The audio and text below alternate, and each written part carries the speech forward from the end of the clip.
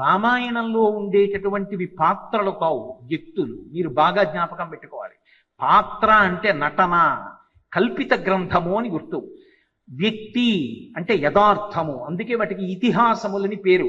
ఇతిహాసం, ఇది ఇట్లే జరిగినది, ఇంకొకలా జరగలేదు, అలాగే జరిగినది, పరమసత్యం. అందుకే రామాయణంలో వాల్మీకి మహర్షి ఒక వ్యక్తి, భారతంలో వ్యాసుడు ఒక వ్యక్తి, భాగవతంలో వ్యాసుడు ఒక వ్యక్తి తప్ప ఆయన వేరు, ఆ గ్రంథం వేరు కాదు. అందులో వాళ్ళు కూడా ఒక వ్యక్తిగా నిలబడి సమాజానికి చెయ్యగలిగినటువంటి సేవ చేసిన వారై ఉంటారు. వ్యాసుడు చిరంజీవి, ఇప్పటికీ వ్యాసుడు ఉన్నారు. అందుకే మహాపురుషుడు అని నిర్ణయం చేసినప్పుడు ఎవరు వ్యాస దర్శనం పొందారో వాళ్ళకి విశేష స్థానాలు ఇస్తూ ఉంటారు. మధ్వాచార్యుల వారు వ్యాస దర్శనం పొందారు, భగవద్ రామానుజులు వ్యాస దర్శనం పొందారు, శంకర భగవత్పాదులు వ్యాస దర్శనం పొందడం కాదు, వ్యాసుడు శంకరులతో బ్రాహ్మణ రూపంలో వాదించాడు. వ్యాసుడిగా వచ్చారనుకోండి, శంకరాచార్యుల వారు వాదించారు. అంత శంకర భగవత్పాదులైనా వ్యాసుడు కనపడితే నేల మీద పడి నమస్కారం చేసి మౌనంగా ఉంటారు. ఎందుకంటే వ్యాసుడి ముందు మాట్లాడడానికి ఏం ఉండదు. శంకరులు మాట్లాడారని, ఆయన బ్రహ్మసూత్ర భాష్యం గొప్పతనం తెలుసుకోవాలని వ్యాసుడు బ్రాహ్మణ రూపంలో వచ్చి మాట్లాడుతుంటే ఇద్దరూ మాట్లాడుకుంటుంటే ఆశ్చర్యపోయారు. ఎవరు శంకర భగవత్పాదులతో ఇలా మాట్లాడగలిగిన వారు? పద్మపాదాచార్యుల వారు గ్రహించారు. ఓ శంకర శంకర సాక్షాత్, శంకరాచార్యుల వారు పరమశివుడు, వ్యాసో నారాయణ స్వయం, ఆయనే ఇదిగో బ్రాహ్మణ రూపంలో వచ్చాడు. వాళ్ళిద్దరూ మాట్లాడుకుంటుంటే కింకర కింకరోమ్యహం, కింకరులం మేమేం చేయగలం, ఇలా చూస్తున్నాం అన్నారు.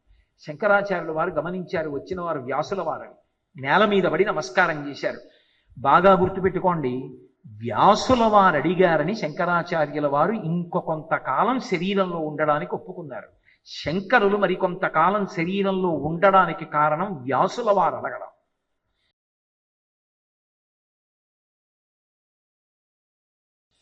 సుందరకాండలో స్వామి హనుమ వెళ్ళిపోతుంటే మైనాకుడు ఎప్పుడు పైకి లేవడు, ఎందుకంటే పైకి వస్తే రెక్కలు తరిగేస్తాడు, ఇంద్రుడు భయం, సముద్రంలో ఉంటాడు. అటువంటి వాడు హనుమ వెళ్ళిపోతుంటే అయ్యో వీళ్ళ నాన్నగారు వాయుదేవుడు నాకు సహాయం చేశారు, కృతీచ ప్రతికర్తవ్యం దేశధర్మ సనాతన, ఉపకారం చేసిన వాడికి ప్రత్యుపకారం చెయ్యడం ఈ జాతి సంస్కృతి, అందుకని ప్రత్యుపకారం చెయ్యాలి. పైకి లేచి నిపత్యమవసృంగేషు విశ్రమస్వ యథాసుఖం అన్నాడు. కాసేపు నా పర్వతం మీద వాలవయ్యా, కొద్దిగా తేనె పుచ్చుకో, 2 పళ్ళు తిను, విశ్రాంతి తీసుకో, తర్వాత వెళ్ళు అన్నారు.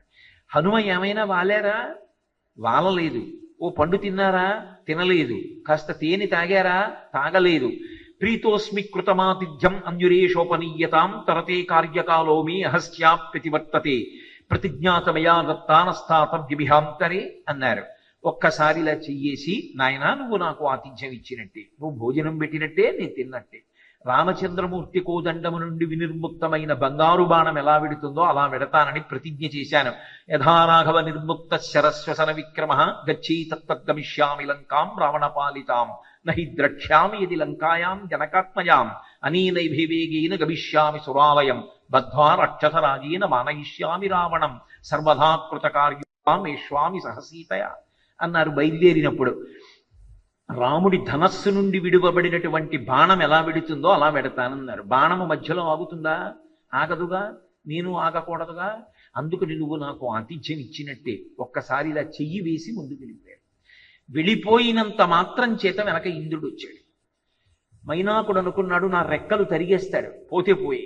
అటువంటి మహాపురుషుడికి ఆతిథ్యం ఇవ్వడానికి సిద్ధపడ్డాను, చాలు అన్నాడు. ఆయన అన్నాడు వచ్చినటువంటి ఇంద్రుడు, అభయం తే ప్రయచ్ఛామి తిష్ట సౌమ్య యథాసుఖం, హనుమ వంటి మహాపురుషుడికి ఆతిథ్యం ఇవ్వడానికి రెక్కలు పోయినా పర్వాలేదని పైకొచ్చావు కనుక నీ రెక్కలు తరగను, తిష్ట సౌమ్య యథాసుఖం, సంతోషంగా ఉంది, వదిలిపెట్టేస్తున్నానన్నాడు. రామకార్యం మీద వెడుతున్న వాడికి ఆతిథ్యం ఇస్తానన్నంత మాత్రం చేత మైనాకుడి యొక్క రెక్కలు నిలబడ్డాయి. రామకార్యం మీద వెడుతున్నటువంటి వానరులు వేళ దాటిపోయిందని ప్రాయోపవేశం చేసుకోవడానికి సిద్ధపడ్డారు.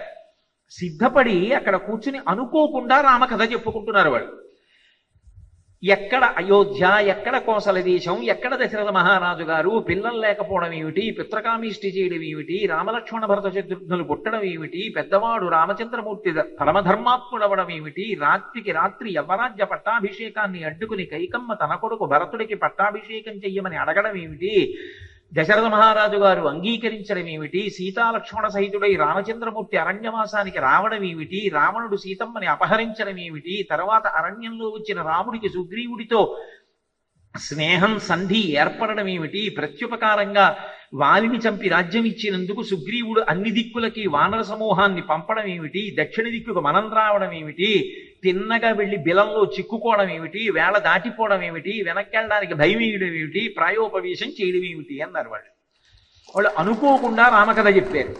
సంపాతి విన్నాడు. రెక్కలు కాలిపోయాయి, తెగిపోలేదు. తెగిపోతే పోనీ మళ్ళీ అడ్డుకుంటాయి అనుకోవచ్చు. కాలిపోయాయి సూర్యరశ్మికి, అందుకని కాలిపోయిన రెక్కలికి రావు. వాళ్ళు చెప్పుకుంటున్నప్పుడు జటాయువు గురించి ఓ మాట అన్నారు. జటాయువు అడ్డొస్తే రావణుడు సంహరించడం ఏమిటి అన్నారు. ఎవడు రానా సోదరుడి పేరెత్తినవాడు, జటాయువు మరణించాడా, నన్ను తీసుకెళ్ళండి సముద్రంలో తర్పణిస్తానన్నాడు. వాళ్ళు తీసుకొచ్చారు. తీసుకొచ్చి ఆయన తర్పణలు ఇచ్చిన తర్వాత తమని చంపేయడానికి వచ్చింది ఆ పక్షి అనుకున్నారు. ఒరే చచ్చిపోదామని కూర్చున్న వాడికి చంపేస్తే భయం ఏమిట్రా, తీసుకురండి అన్నారు. అంటే పాపం వాళ్ళకి నిజంగా చచ్చిపోదామని లేదు, చచ్చిపోవడం తప్ప మార్గం లేదు. అప్పుడు సంపాతి అడిగాడు, ఎందుకు చచ్చిపోతున్నారు మీరని అడిగాడు. సీతమ్మ జాడ తెలియలేదు, సుగ్రీవుడిచ్చిన వేళ దాటిపోయింది, వెనక్కెడితే చంపేస్తాడు, మేమే చచ్చిపోదాం అనుకుంటున్నాం. ఆయన అన్నాడు, మాకు దూరదృష్టి ఉంది, నన్ను ఆ పర్వత శిఖరం మీద కూర్చోపెట్టండి అన్నాడు. కూర్చోపెడితే ఆయన ఇక్కడి నుంచి చూశాడు. అక్కడి నుంచి చూస్తే కాంచన లంకలో సీతమ్మ కనపడింది. ఉంది సీతమ్మ లంకాపట్టణంలో, మీలో ఎవరైనా సముద్రాన్ని దాటి వెళ్ళగలిగితే కనపడుతుంది అన్నాడు. వానరులందరూ సంతోషపడ్డారు. కాలిపోయిన రెక్కలు సంపాతికి తిరిగి వచ్చేసాయి. రామకార్యం మీద వెడదామనుకున్న వాడికి, రామకార్యం మీద వెడుతున్న వాళ్ళకి మాట సాయం చేస్తే కాలిపోయిన రెక్కలు వచ్చాయి. రామకార్యం మీద వెడుతున్న వాడికి ఒక పండు తినవయ్యా, కాస్త తేనె తాగవయ్యా అంటే ఆయన తాగకపోయినా ఉన్న రెక్కలు నిలబడ్డాయి. భగవద్భక్తుడైన వాడు ఇంటికొచ్చి ఆతిథ్యం తీసుకుంటే పరమేశ్వరుడు పరమ ప్రసన్నుడవుతాడనడానికి వాంగ్మయంలో ఇంతకన్నా తార్కాణం ఎక్కడుంటుంది.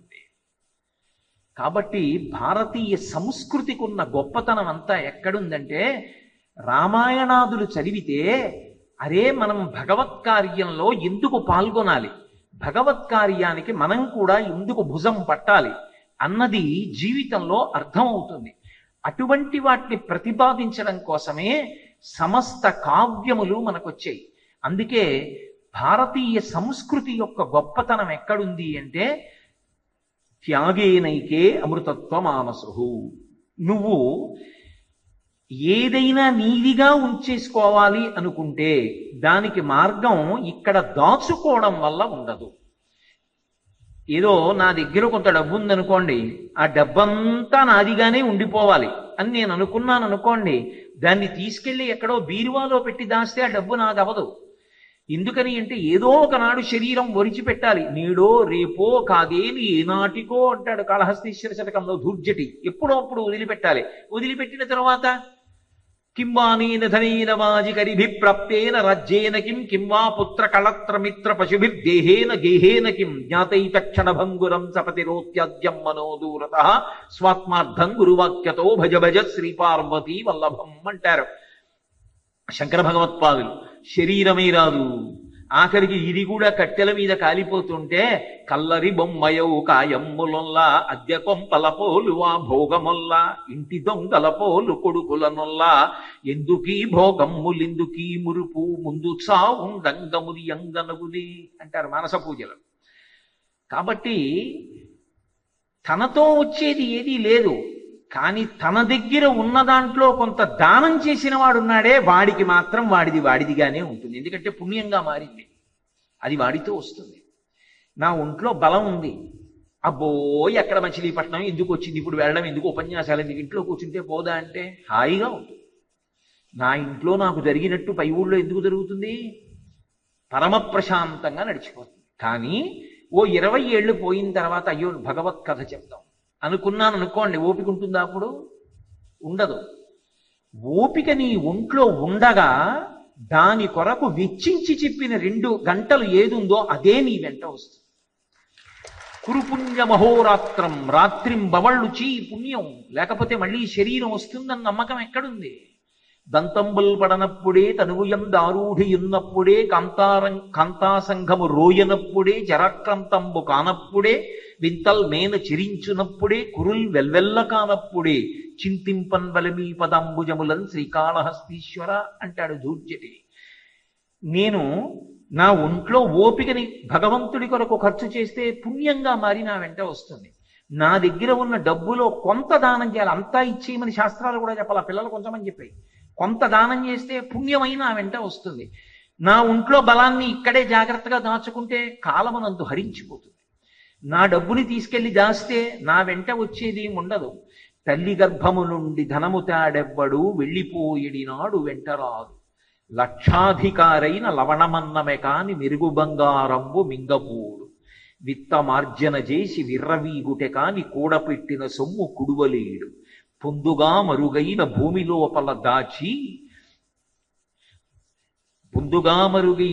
లోపల దాన ధర్మము లేక దాచి తుదకు దొంగల కిత్తురో దొరలకౌను. తేనె జుంటీగలీయవా తెరువరులకు, భూషణ వికాస శ్రీధర్మ పురనివాస దుష్ట సంహార నరసింహ దురిత దూర అంటాడు నరసింహ శతకకర్త. పువ్వు దగ్గరికి వెళ్ళి తేనె తెచ్చి మైనపు గదులు కట్టి అందులో దాచుకున్నటువంటి తేనెటీగ పట్టంతా బాగా తేనెతో నిండిందన్న తర్వాత ఎవడో వచ్చి పొగ పెట్టి తేనెటీగల్ని తరిమి తాను పట్టుకుపోతాడు.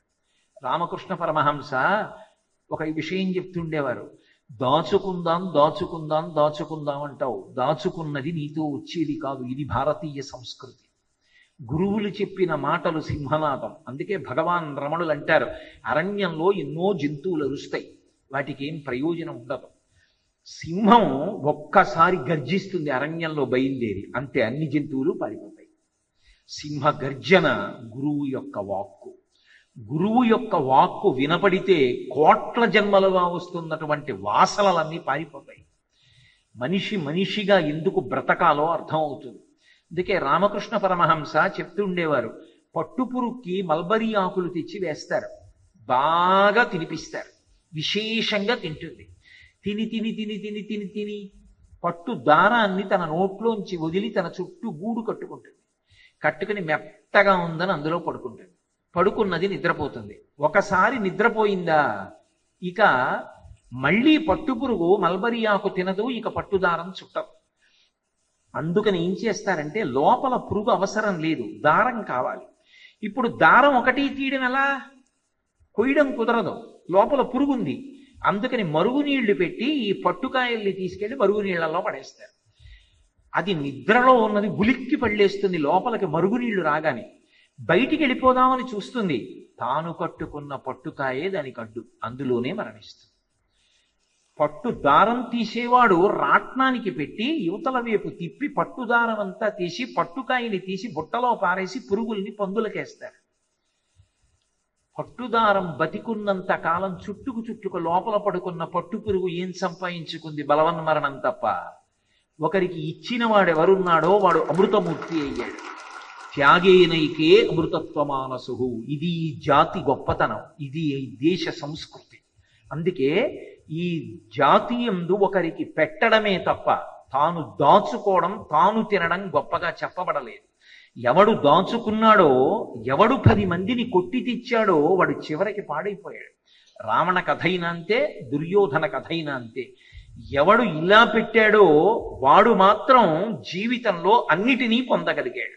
అందుకే శంకర భగవత్పాదాచార్య స్వామి వారి జీవితంలో మొట్టమొదటి స్తోత్రం ఏది అంటే కనకధార. ఎందుకు కనకధార చేశారంటే, ఈ జన్మలో మనుష్యుడిగా పుట్టావు కాబట్టి ఒకరికి పెట్టుకోవడం అన్నది ఎంత అవసరమో తెలుసుకుని బతుకు. ఇలా పెట్టనిది వచ్చే జన్మలో ఇలా పెట్టే చెయ్యి కాలేదు, ఇలా పెట్టలేదు కనుక ఇలాగే ఉంటుంది చెయ్య. జాగ్రత్త సుమా. బ్రహ్మచారిగా ఉండి ఒక వృద్ధ బ్రాహ్మణి ఇంటి ముందుకు వెళ్ళారు.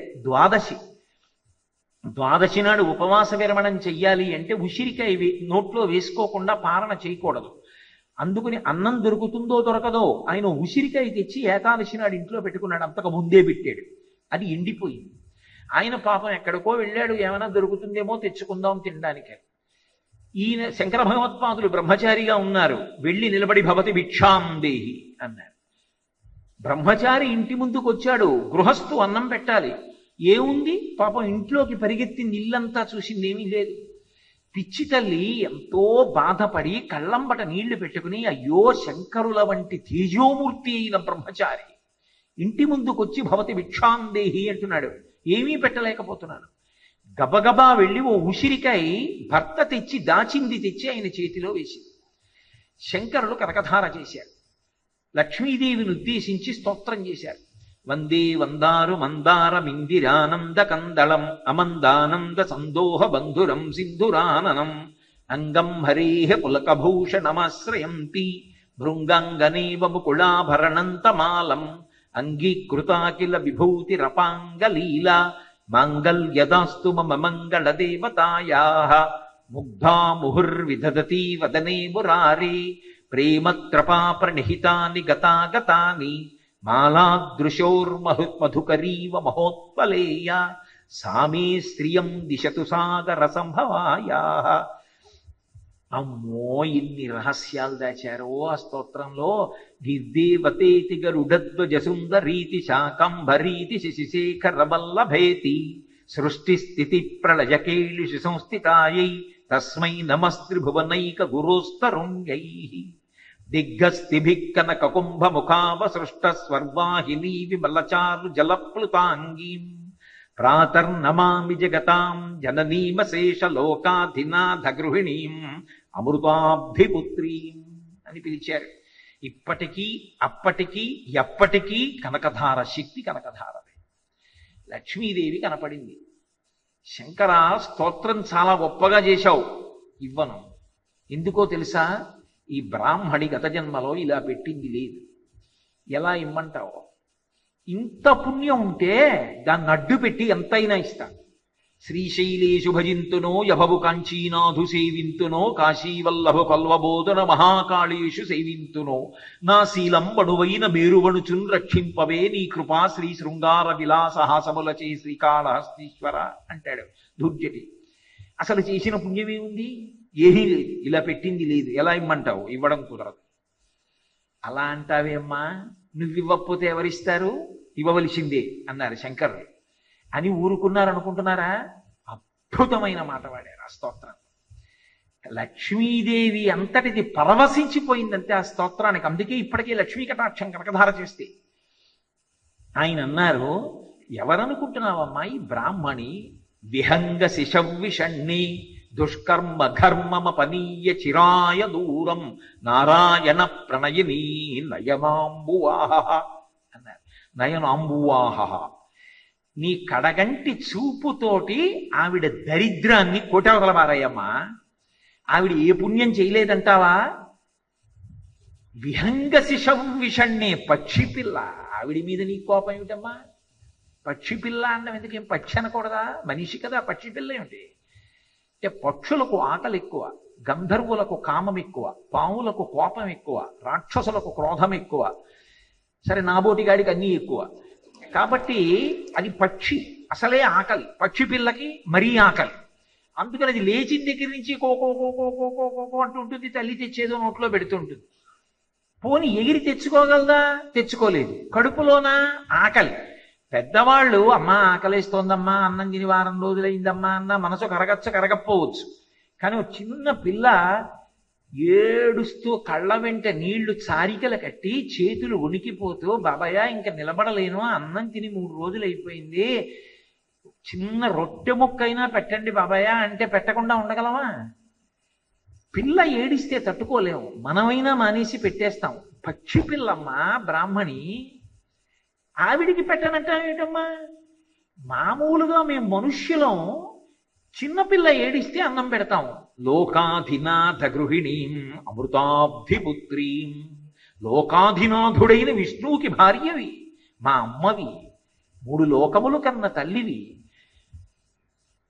అటువంటి తల్లివి నీలమేఘశ్యామ నీవె తండ్రివి మాకు కమలవాసిని మమ్ము కన్న తల్లి. నీ భక్తవరులంత నిజమైన బంధువుల్ నీ కటాక్షమే మాకనేక ధనము. నీ భక్తవరులంత నిజమైన బంధువుల్ నీ కటాక్షమే మాకనేక ధనము అని నృసింహ శతకకర్త అమ్మవారిని స్తోత్రం చేస్తాడు. అమ్మా నువ్వు మాకు అమ్మ, శ్రీమన్నారాయణుడు తండ్రి అంటాడు. అటువంటి తల్లివి బ్రాహ్మడి గత జన్మలో ఇలా పెట్టలేదంటామే. ఈ జన్మలో తినడానికి లేకపోతే ద్వాదశి నాడు ఉపవాసాన్ని విరమించడానికి తినడానికి ఉసిరికాయ ఒకటే ఉంది. ఆ ఒక ఉసిరికాయ నా చేతిలో వేసేసింది. ఇది చాలదా? ఈ పుణ్యం చాలదా? కురిపించలేవా?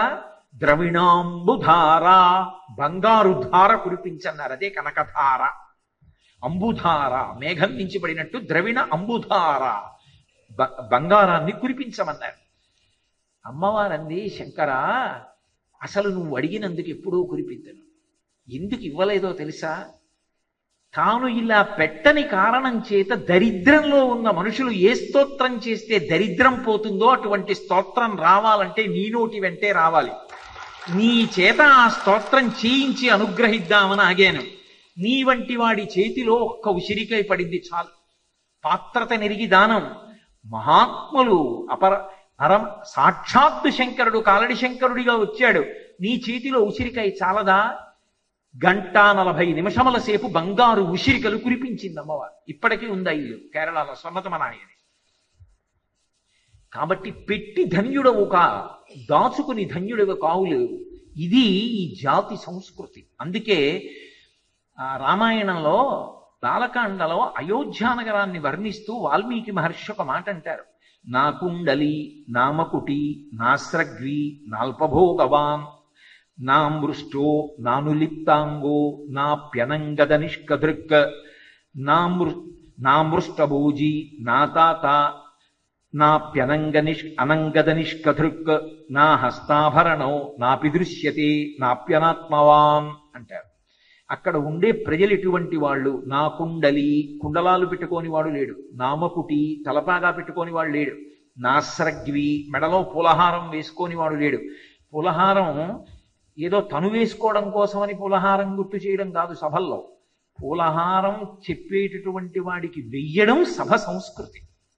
ఎందుచేత అంటే అందులోంచి మంచి మాటలు వస్తున్న కంఠం కాబట్టి దాన్ని పూలదండ చేత భూషింపచేస్తే సభా నిర్వహణ చేసిన వాళ్ళకి సభా నిర్వహణ తెలిసి సంస్కృతి ఉన్నవాళ్ళు అని పిలుస్తారు. అందుకని అందులో వైక్లభ్యం వస్తే దిద్దాలి. అంతేకాని ఊరుకుని ఉపన్యాసం చెప్పకూడదు తప్ప ఏదో పూలదండ సంతోషం కొద్దీ అడిగి వేయించుకున్నారనుకోకూడదు ఎవరైనా అలా ఒకవేళ జ్ఞాపకం చేస్తే. కాబట్టి నాస్రగ్వి, పూలదండ లేనివాడు, నాల్పభోగవాన్, అల్పభోగం లేనివాడు లేరు. నా హస్తాభరణం, చేతికి ఆభరణం లేనివాడు లేడు. నా మృష్టో, చక్కగా అభ్యంజన స్నానం చెయ్యని వాడు లేడు. నానులిప్తాంగో, అంగరాగములు రాసుకోనివాడు లేడు. నా ప్యనంగద నిష్కదృక్, మంచి ఆభరణాలు పెట్టుకోనివాడు, అనులేపనాలు చేసుకోనివాడు. నా మృష్టభోజీ, కడుపు నిండా మంచి మంచి పదార్థాలతో భోజనం చెయ్యనివాడు. నా దాత, ఇంకోడికి అన్నం పెట్టని వాడు లేడు. అందుకే కుటుంబీ అంటుంది. కుటుంబీ అన్న మాటకు అర్థం ఏమిటో తెలుసా? నేను మా ఆవిడ అన్నం తింటే దాన్ని కుటుంబంతో అన్నం తిన్నాడు అని పిలవరు. 10 మంది తింటే ఆ రోజున అన్నం తిన్నాడు అని పిలుస్తారు. ఐశ్వర్యానికి కారణం ఎక్కడుంటుంది అంటే 10కి తక్కువ కాకుండా ఇంట్లో విస్తళ్ళు లేస్తున్నాయా? ఏ 10 మంది అని అడిగారు.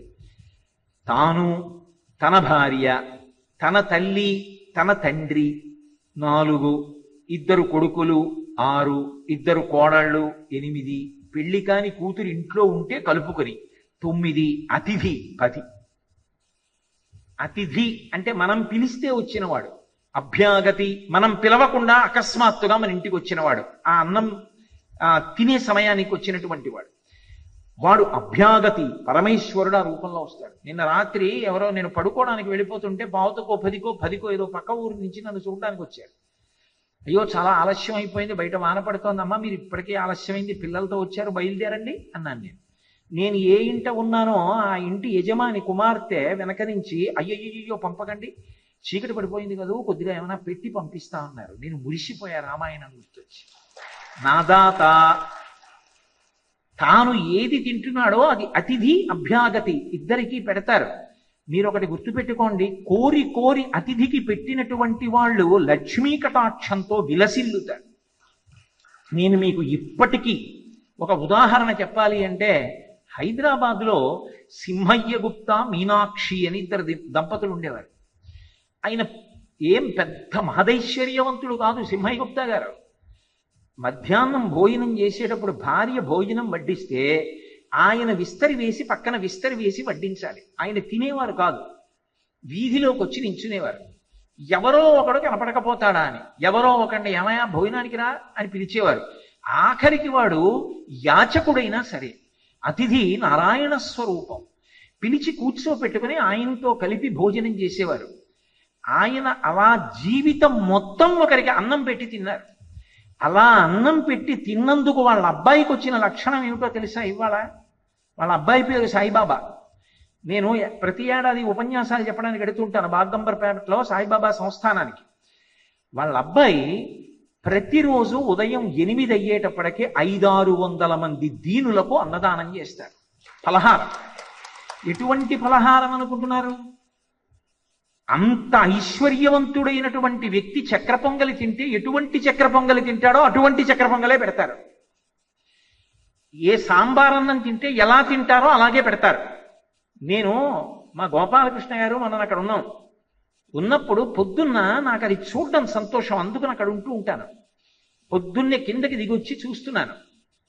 వరుస క్రమంలో నించుంటారు ఎవరు? రిక్షాలు తొక్కే వాళ్ళ దగ్గర నుంచి కడుపు నిండా అన్నం పొద్దున్నే వండి పెట్టడానికి ఇంట్లో బియ్యం లేని కుటుంబాలు ఉన్నటువంటి చోట్ల పాఠశాలకు వెళ్ళిపోవలసినటువంటి పిల్లలు కూడా యూనిఫామ్ వేసుకొచ్చి నించుంటారు లైన్లో. పెద్ద పెద్ద పళ్ళాల్లో తను తిని ఇంకోళ్ళకి పెట్టడానికి ఓపికన్నంత పెడతారు. మా అమ్మకి జ్వరంగా ఉందండి ఇంట్లో ఉంది అంటే ఒకళ్ళకే పెడతామనరు, ఇద్దరికీ పెడతారు. క్యారేజీ తెచ్చుకుంటే క్యారేజీడు పెడతాడు. కోటేశ్వరరావు గారు అబద్ధం ఆడారంటే మీరు ఎప్పుడన్నా హైదరాబాద్ ఎడితే వెళ్ళి చూడండి.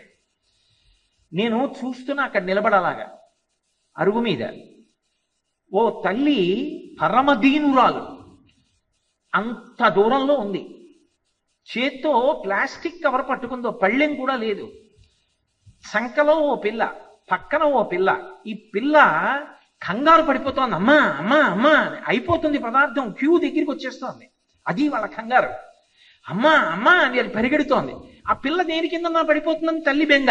ఉండు ఉండు అని పట్టుకుని చంకలో పిల్లతో ఎంత నీరసంగా ఉందో మరి పాపం ఎప్పుడు తిందో పిచ్చి తల్లి. పరుగు పరుగున వచ్చింది, వచ్చి నించుంది. మూడో మనిషి, ఇద్దరికి పెట్టారు, బకెట్లు ఖాళీ అయిపోయి ఆ పెద్ద పాత్ర లోపలికి వెళ్ళిపోతుంది. నా మనసు చివుక్కుమంది. అయ్యో ఇక్కడ నిలబడి అరుగు మీద చూశానే, ఇంత ఆర్తిగా పరిగెత్తుకొచ్చింది ఇద్దరు పిల్లలు. కొంచెం వయసున్న పెద్ద పిల్ల తల్లి వంక చూసి అమ్మా అంటోంది. అయిపోయిందమ్మా ఎలా అని. ఇంతలో ఆ వడ్డిస్తున్న వ్యక్తి ఆ కిందనే వంట చేస్తారు, కిందకి చూసి అయిందా అన్నారు. లోపల నుంచి ఏం వినపడిందో వెళ్ళి ట్రాలీలో పెద్ద పాత్రతో మళ్ళీ వచ్చింది పదార్థం.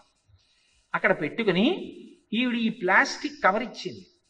ఇస్తే ఆ వడ్డించే తల్లి వేడి పదార్థం గుమ్మలాడుతూ పెడతారు అక్కడ. అయ్యో ఇందులో వేస్తే వేడికి కింద పడిపోతుంది, వేళ్ళు ఎలా పెట్టి తింటారు అని పెద్ద పళ్ళెం తీసి పళ్ళెం నిండా పెట్టి పళ్ళెం మీద పళ్ళెం పెట్టి మళ్ళీ కొంత పెట్టి ఒకరిని సాయం ఇచ్చి రోడ్డుకి అవతల వైపు పంపించి కూర్చుని తినండని కూర్చోబెట్టారు. మీరు చెప్తే నమ్మరు, ఆ తల్లి కళ్ళల్లో ఆ పిల్ల కళ్ళల్లో ఆనందం చూడాలి. మెరుపు. నాకు నిజంగా ఆనంద భాష్పాలు వచ్చి మా గోపాలకృష్ణ గారు ఎందుకు గురువుగారు ఇంత పొద్దున్నే కిందకు వచ్చారంటే, గోపాలకృష్ణ గారు ఇదిగో ఈ సన్నివేశం కోసం వస్తానండి. ఎంత అద్భుతం అండి ఇంతమందికి అన్నం పెట్టడం. ఒక పదార్థం కాదు, ఒక్కొక్క రోజున ఒక్కొక్క పదార్థం. నిజంగా బాగంబర్పేటలో ఉన్న సాయిబాబా సంస్థానం చేసేటటువంటి ఆ దానం చూసి తీరాలి. ఎంత క్రమశిక్షణగా పెడతారు. చిత్రం ఏమిటంటే ఒక్కొక్కసారి కారులో వెళ్ళిపోతున్న వాళ్ళు ఆపి ఆ వాసన చూసి ఇంత గొప్పగా పెడుతున్నారే, అసలు ఇది ఎలా ఉంటుంది, ఇంతమందికి పెడుతున్నారు, రుచి ఉంటుందా అని లైన్లో వచ్చి తీసుకుంటారు. లైన్లో రావాలి, వచ్చి తీసుకుని కారులో కూర్చుని లొట్టలు వేసుకుంటూ తిని అబ్బా ఇంత గొప్పగా పెడుతున్నారే అని లోపలికి వచ్చి ఇలాంటి సహాయం చేయడానికి ద్రవ్యం కట్టి పెడుతుంటారు. నిజంగా ఆ సంస్థానం యొక్క పాలక మండలి ధన్యులు. అందులో ప్రధాన పాత్ర పోషించేటటువంటి వ్యక్తి పేరు సాయిబాబా. ఆయన భార్య పేరు అరుణమ్మ. వాళ్ళిద్దరూ ఎంత సేవ చేస్తారో. ఆయన ఈ కార్యక్రమానికి ప్రధాన భూమిక పోషిస్తూ ఉంటాడు. నిజంగా ఒకరికి పెట్టడం అన్న దాంట్లో ఎంత తృప్తి ఉంది అన్నది ఈయనకి ఎందుకు వచ్చింది స్పృహ, ఎందుకు చేశాడు ఇలాంటి కార్యక్రమం, ఇంత బాగా ఎలా రూపకల్పన చేశాడు అని నాకు అనుమానం వచ్చి ఓసారి అడిగా, మీ అమ్మగారు నాన్నగారు ఏం చేస్తుండేవారని అడిగా. ఎక్కడో ఉంది పుణ్యం, లేకుండా ఇలా రాదని. అప్పుడు ఆయన చెప్పారు, మా నాన్నగారి పేరు సింహయ్య గుప్తా గురువు గారు. మా నాన్నగారు జీవిత పర్యంతం మొత్తం మీద ఎవరికో ఒకరిని పక్కన కూర్చోపెట్టుకుని అన్నం ఆయనతో కలిసి తిన్నారు తప్ప ఒక్కరూ తినలేదు. ఆయన అలా పెట్టిన ఫలితం ఇవాళ కొడుకు రోజుకి కొన్ని వందల మందికి అన్నం పెట్టిస్తున్నాడు. ఎంతమందికి ఎన్ని సహాయాలు చేస్తున్నాడో, ఎంతమందిని చదివిస్తున్నాడో. కాబట్టి ఈ దేశం యొక్క గొప్పతనం ఎక్కడుంది అంటే పెట్టడంలో ఉంది, తాను అనుభవించడంలో లేదు, తన స్వార్థంలో లేదు. ఈ జాతి సంస్కృతి గొప్పతనం అక్కడుంది. అందుకే ప్రపంచ దేశాలన్నీ కూడా రెండు చేతులు ఎత్తి నమస్కరిస్తాయి భారతదేశం అంటే. ఆ దేశానికి పెట్టడం వచ్చిన దేశం, ఆ దేశం దాచుకునే దేశం కాదు. అందుకే ఈ దేశానికి భోగం గొప్ప కాదు, త్యాగం గొప్ప. ఇక్కడ మహానుభావుడు భాగవతంలో ఆ రంతిదేవోపాఖ్యానంలో ఉన్నదంతా పెట్టేశాడు వచ్చిన అతిథులకి. అన్నం తిని అన్నాళ్ళయిందో చిట్ట చివరికి మంచినీళ్ళు ఒక్కటే ఉన్నాయి, తాగబోతున్నాడు. ఎక్కడి నుంచో ఒక వ్యక్తి వచ్చాడు, అయ్యా అన్నం తిని ఎన్నాళ్ళు అయిపోతోందో, ప్రాణం పోతోంది, ఆ నీళ్లు నాకి అన్నాడు. అబ్బా, నీళ్లు కూడా తాగడానికి లేకుండా వచ్చాడు రా అని విసుక్కోలేదు ఆయన. అన్నము లేదు, కొన్ని మధురంబులున్నవి త్రావుమన్నా రావన్నా, ఎల్ల శరీరధారులకు ఆపద కలిగిన వారి ఆపదల్ క్రన్నన మాన్పి వారికి సుఖంబులు చేయుట కంటే ఉండు మేలున్నదే, నాకు దిక్కు పురుషోత్తముడొక్కడి సొమ్ము పుల్కసా అంటాడు. అద్భుతం ఆ పద్యం. భారతీయ సంస్కృతికి పట్టాభిషేకం చేశారు పోతన గారు. అన్నము లేదు, నీళ్ళొక్కటి అవతలవాడు అడిగేస్తున్నాడని బాధపడలేదు, అన్నం పెట్టలేకపోతున్నాడని బాధపడ్డాడు. అన్నము లేదు, అయ్యో నీకు పెట్టడానికి నా దగ్గర అన్నం లేదు, కొన్ని మధురాంబువులున్నవి, తీయటి నీళ్లున్నాయి, త్రావుమన్నా తాగబోయ్, రావన్నా రా, ఎల్ల శరీరధారులకు ఆపద కలిగిన మనుష్యులం లేదు. శరీరం అంటూ ఉన్నవాడికి ఆకలి ఇస్తే ఎంత బాధో నా ఆకలి కూడా అంతే బాధ కదూ, వాడికి దాహం ఇస్తే నా దాహం లాంటిది కదూ. గ్రన్ననమాన్పి వారికి సుఖంబులు చేయుట కంటే ఒండు మేలున్నదే. అలా ఆపద వచ్చిన వాడికి నా దగ్గరున్న దాంట్లో కొంచెం పెట్టివాడు సుఖపడితే సంతోషించడం కన్నా గొప్పది ఉందో. మరి నీకు అంటావేమో, నాకు దిక్కు పురుషోత్తముడొక్కడి సొమ్ము పుల్కసా, నాకు దిక్కు పురుషోత్తముడు, తాగు అని మంచినీళ్ళు ఇచ్చాడు. దేవతలందరూ ప్రత్యక్షమయ్యారు. మేమే నీ దగ్గర పుచ్చుకున్నాం, నీ యొక్క చిత్తశుద్ధిని చూద్దాం అనుకున్నాం. ఈ దేశం యొక్క గొప్పతనం ఎక్కడుందంటే ఈ సంస్కృతి మీకు ప్రపంచం మొత్తం మీద ఎక్కడా కనపడదు. ఇక పెట్టినవాడు నాకున్నదని పెట్టడు, అవతలవాడికి లేదని పెట్టడు. పరమేశ్వరుడు అన్నవాడొకడు ఉన్నాడు, వాడు నాకు కొన్ని ఇచ్చాడు, వాడే లేనివాడిగా నా ముందుకు వచ్చాడు. వాడు లేకపోతే నేను ఎవరికిచ్చి పుణ్యం సంపాదించుకుంటాను? నా దగ్గర 4 పంచల చాపులు ఉన్నాయి, ఓ పంచల చాపు ఇద్దామంటే పంచల చాపు లేనివాడు పుచ్చుకునేవాడు వాడు ఉండాలా? పోని పంచల చాపులు ఉన్నా కూడా పుచ్చుకునేవాడు వాడు ఉండాలా? వాడు ఉంటే కదూ. నారాయణ స్వరూపాయ బ్రాహ్మణాయ తుభ్యం నమః అని పంచి ఇచ్చాననుకోండి, అప్పుడు కదా నారాయణమూర్తికి అందింది. లేదు, బ్రాహ్మణుడే అక్కర్లా, దీనుడు ఇచ్చావు. ఇప్పుడు అందుకునేవాడు ఒకడు ఉండాలా? అందుకని భగవంతుడే అందుకునేవాడి రూపంలో నా ముందుకు వచ్చాడు. నాకు పుణ్యం ఇవ్వడానికి నాకు 4 పంచెలిచ్చి ఒక పంచె నా చేత ఇప్పించి, నువ్వు పంచె ఇచ్చావన్న పుణ్యం నా ఖాతాకి కట్టబెట్టి ఉత్తర జన్మల యందు బట్టలకి లోటు లేకుండా నన్ను కాపాడాడు. ఈశ్వర, నువ్వే ఆ రూపంలో వచ్చి పుచ్చుకున్నావు, లేకపోతే ఇవ్వడానికి నాకు దిక్కెక్కడుంది? పుణ్యం ఎక్కడి నుంచి వస్తుంది? అందుకే ఇచ్చినవాడు పుచ్చుకున్నవాడికి నమస్కారం చేస్తాడు. అంతేకాని నేను ఇచ్చినవాడిని వాడు పుచ్చుకున్నవాడు, వాడు తక్కువవాడు నేను ఎక్కువవాడిని అంటే మళ్ళీ అతిశయం గర్వం ప్రబలుతాయి. అది పాడు చేస్తుంది అహంకారం. అందుకే పరమ వినయంతో ఇచ్చినప్పుడు సాక్షాత్ నారాయణుడు వచ్చాడు అన్న భావనతో ఇచ్చి నమస్కరించి అక్షతలు వేయించుకుంటారు. అందుకే బలిచక్రవర్తి అంతటి వాడు వామనమూర్తికి 3 అడుగులు నేల దానం చేస్తూ విప్రాయ ప్రకట వ్రతాయ భవతే విష్ణుస్వరూపాయతే తత్ప్రామాణ్య విదే త్రిపాదస్య ధరణిం దాస్యామియంచున్ క్రియాక్షిప్రుండై ధనుజేశ్వరుండు వడువున్ చేసాచి పూజించి బ్రహ్మప్రీతం అని ధారబోసే భువనం ఆశ్చర్యము పొందగా సమస్త లోకాలు తెల్లబోయేటట్టుగా 3 అడుగుల నేల ఇది బ్రహ్మప్రీతి కొరకు నేను విడిచిపెడుతున్నాను అని చెప్పి దానం చేశాడు తప్ప నేను ఉన్నవాణ్ణి బ్రహ్మచారి లేనివాడు అందుకు ఇస్తున్నాను అనలేదు. తాను తరించడానికి పరమేశ్వరుడు లేనివాడిగా వచ్చి నిలబడి తన దగ్గర పుచ్చుకొని తనకి పుణ్యాన్ని కట్టబెడుతున్నాడని ఇస్తారు తప్ప తాను ఇవ్వగలిగిన వాడు అవతలవాడు చేతకానివాడు అని ఇచ్చి ఫోటోలు తీయించుకుని పేపర్లలో వేయించుకోవడం ఈ జాతి సంస్కృతి కాదు. అందుకే దానం చేస్తే 3వ కంటికి తెలియకుండా, 3వ కంటి వాడికి తెలియకుండా కాదు, 3వ కంటి వాడికి తెలియకుండా ఏమీ చేయలేము. 3వ కంటికి అంటే నా 2 కన్నులకు తప్ప 3వ కంటికి. మరి మా ఆవిడికి ఆ 2 కళ్ళు ఈ 2 కళ్ళు 4 కావు, కలిసి ఒకటే 2 కళ్ళే. భార్యాభర్తలు అభేదం. అసలు ఇంకా మాట్లాడాలంటే ఐశ్వర్యం అంతా దాంది నేను ఇస్తున్నాను, నాకేం ఉండదు. ఒకసారి తాళి కట్టిన తర్వాత ఐశ్వర్యం అంతా భార్యది. అందుకే ఇల్లాలు లక్ష్మి ఆమెది నేనిస్తున్నాను, నాది ఆమె ఇవ్వట్లేదు. మీరు కావాలంటే వేద వ్యాఖ్యానం చదవండి. నేనేం నా సొంతంగా ఎవరినో సంతోషపెట్టడానికి మాట్లాడటం. కాబట్టి ఇవ్వడం అనేటటువంటిది భవతే విష్ణుస్వరూపాయతే అని 10 మందికి పెట్టడం ఈ జాతి యొక్క గొప్పతనం. ఎంతమంది ఈ రాజ్యాలేలేరు. కారే రాజులు రాజ్యములు గెలువరే గర్భోన్నతిం పొందరే వారేరి సిరి మూట కట్టుకొని పోవంజాలిరే భూమిపై పేరైనం కలదే సిబి ప్రముఖులను ప్రీతిని యశక్కాములై ఈరే కోర్కెలు వారలంతలపరే ఇక్కాలమున్ భార్గవ అంటారు పోతన గారు భాగవతంలో. ఎంతమంది మహారాజులు వచ్చారు. రామకృష్ణ పరమహంసని శిష్యుడు అడిగాడు, భగవంతుడు ఎప్పుడైనా ఇలా గంభీరంగా చిన్న చిరునవ్వుతో కాకుండా పక పక పక పక నవ్వుతూ ఉంటాడా అని అడిగారు. అడిగితే పరమహంస కాసేపు కళ్ళు మూసుకుని తెరిచి అసలు భగవంతుడు ఎప్పుడూ అలా పకపకా నవ్వుతూ ఉంటాడన్నారు. అదేమిటి, ఎందుకు నవ్వుతాడలా అని మళ్ళీ అడిగాడు. శిష్యుడికి అనుమానం వచ్చి, ఏమి లేదురా, ఈ భూమిని ఓ పెద్ద తాడోటట్టుకొచ్చి కొలిచి ఇదంతా నాదని దస్తావేజులు రాయించుకున్న వాళ్ళు కొన్ని లక్షల మంది వెళ్ళిపోయారు. మళ్ళీ వీడోడు పొద్దున్నే బయలుదేరాడు రోయ్ తాడెక్కి కొలుచుకుని దస్తావేజు రాసుకుంటున్నాడని ఈశ్వరుడు పకపకా నవ్వుతూ ఉంటాడు, వీడు అలా కొలుచుకుంటూనే ఉంటాడన్నాడు. ఎంత చమత్కారంగా మాట్లాడారు మహానుభావుడు. ఆయన అది మన దేశపు యొక్క సంస్కృతి. గురువు ఒక మాట మాట్లాడితే అనుమానము నశించిపోతుందంతే, అంత విశ్వాసం ఏర్పడిపోతుంది. అంత పకపకా నవ్వుతున్నాడు కదా పరమేశ్వరుడు.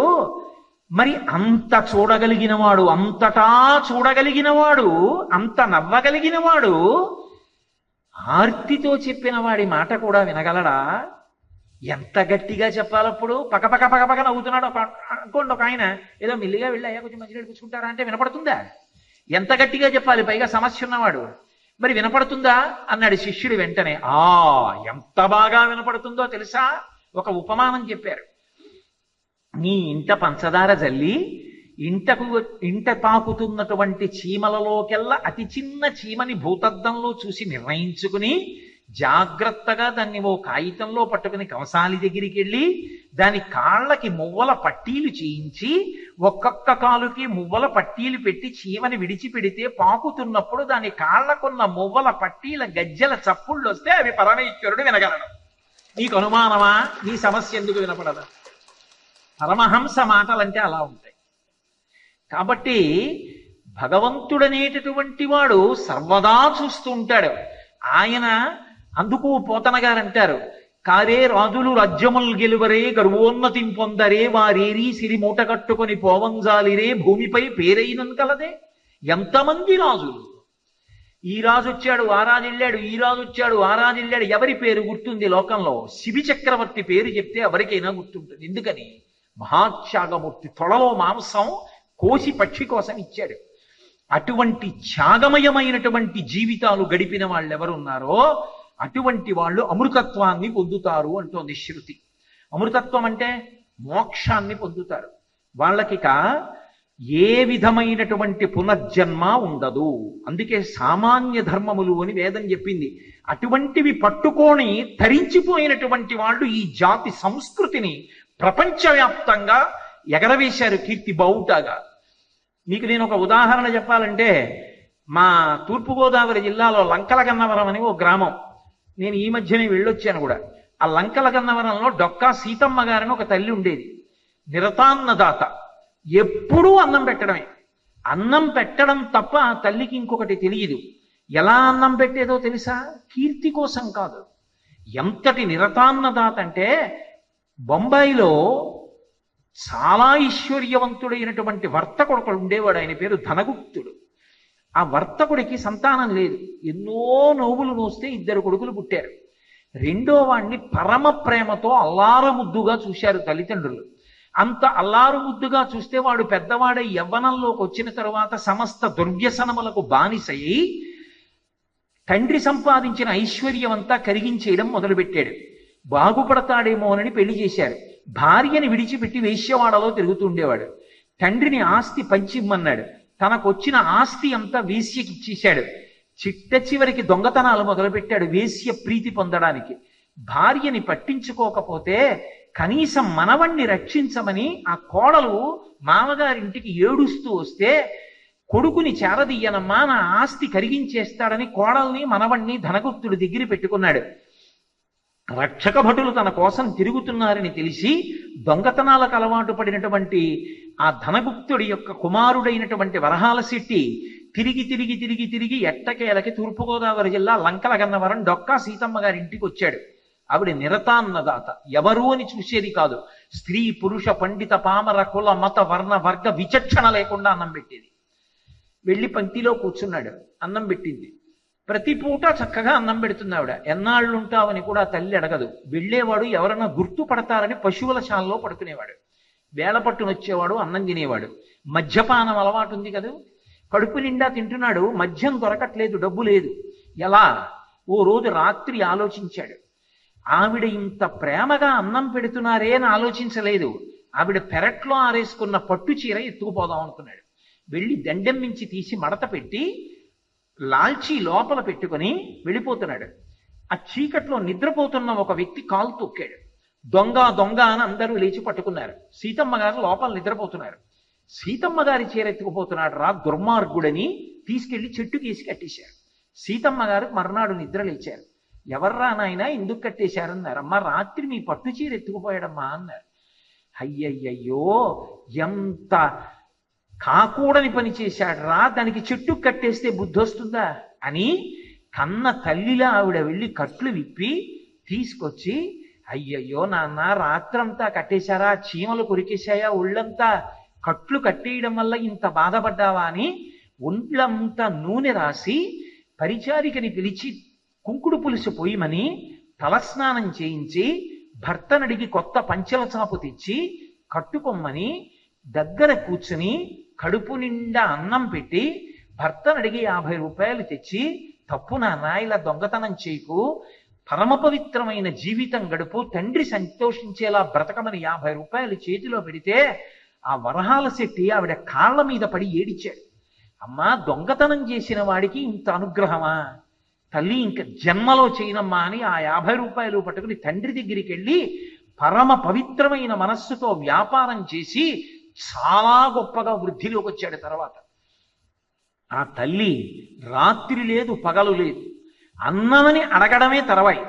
ఎవరు ఆకలితో ఇంటికి రానివ్వండి అన్నం పెట్టేవారు. ఆఖరికి పిల్లలు వస్తే పప్పు బెల్లం పెట్టేవారు. అటువంటి తల్లి ఆవిడ చెయ్యి ఎంత గొప్పదైపోయిందంటే, ఆ నిరతాన్నదాత అయి ఆవిడికేమి కీర్తి గురించిన ఆలోచన లేదు. ఎవరు ఆకలితో వచ్చినా ఆవిడికి బిడ్డలే, కడుపు నిండా పెట్టి పంపించేవారు. ఐశ్వర్యం తరిగిపోయినా ఆవిడ పట్టించుకోలేదు. ఆఖరికి విష్ణువే అనుగ్రహించి భూమిలో పాతర దొరికేటట్టు చేశారు ఆ దంపతులకు.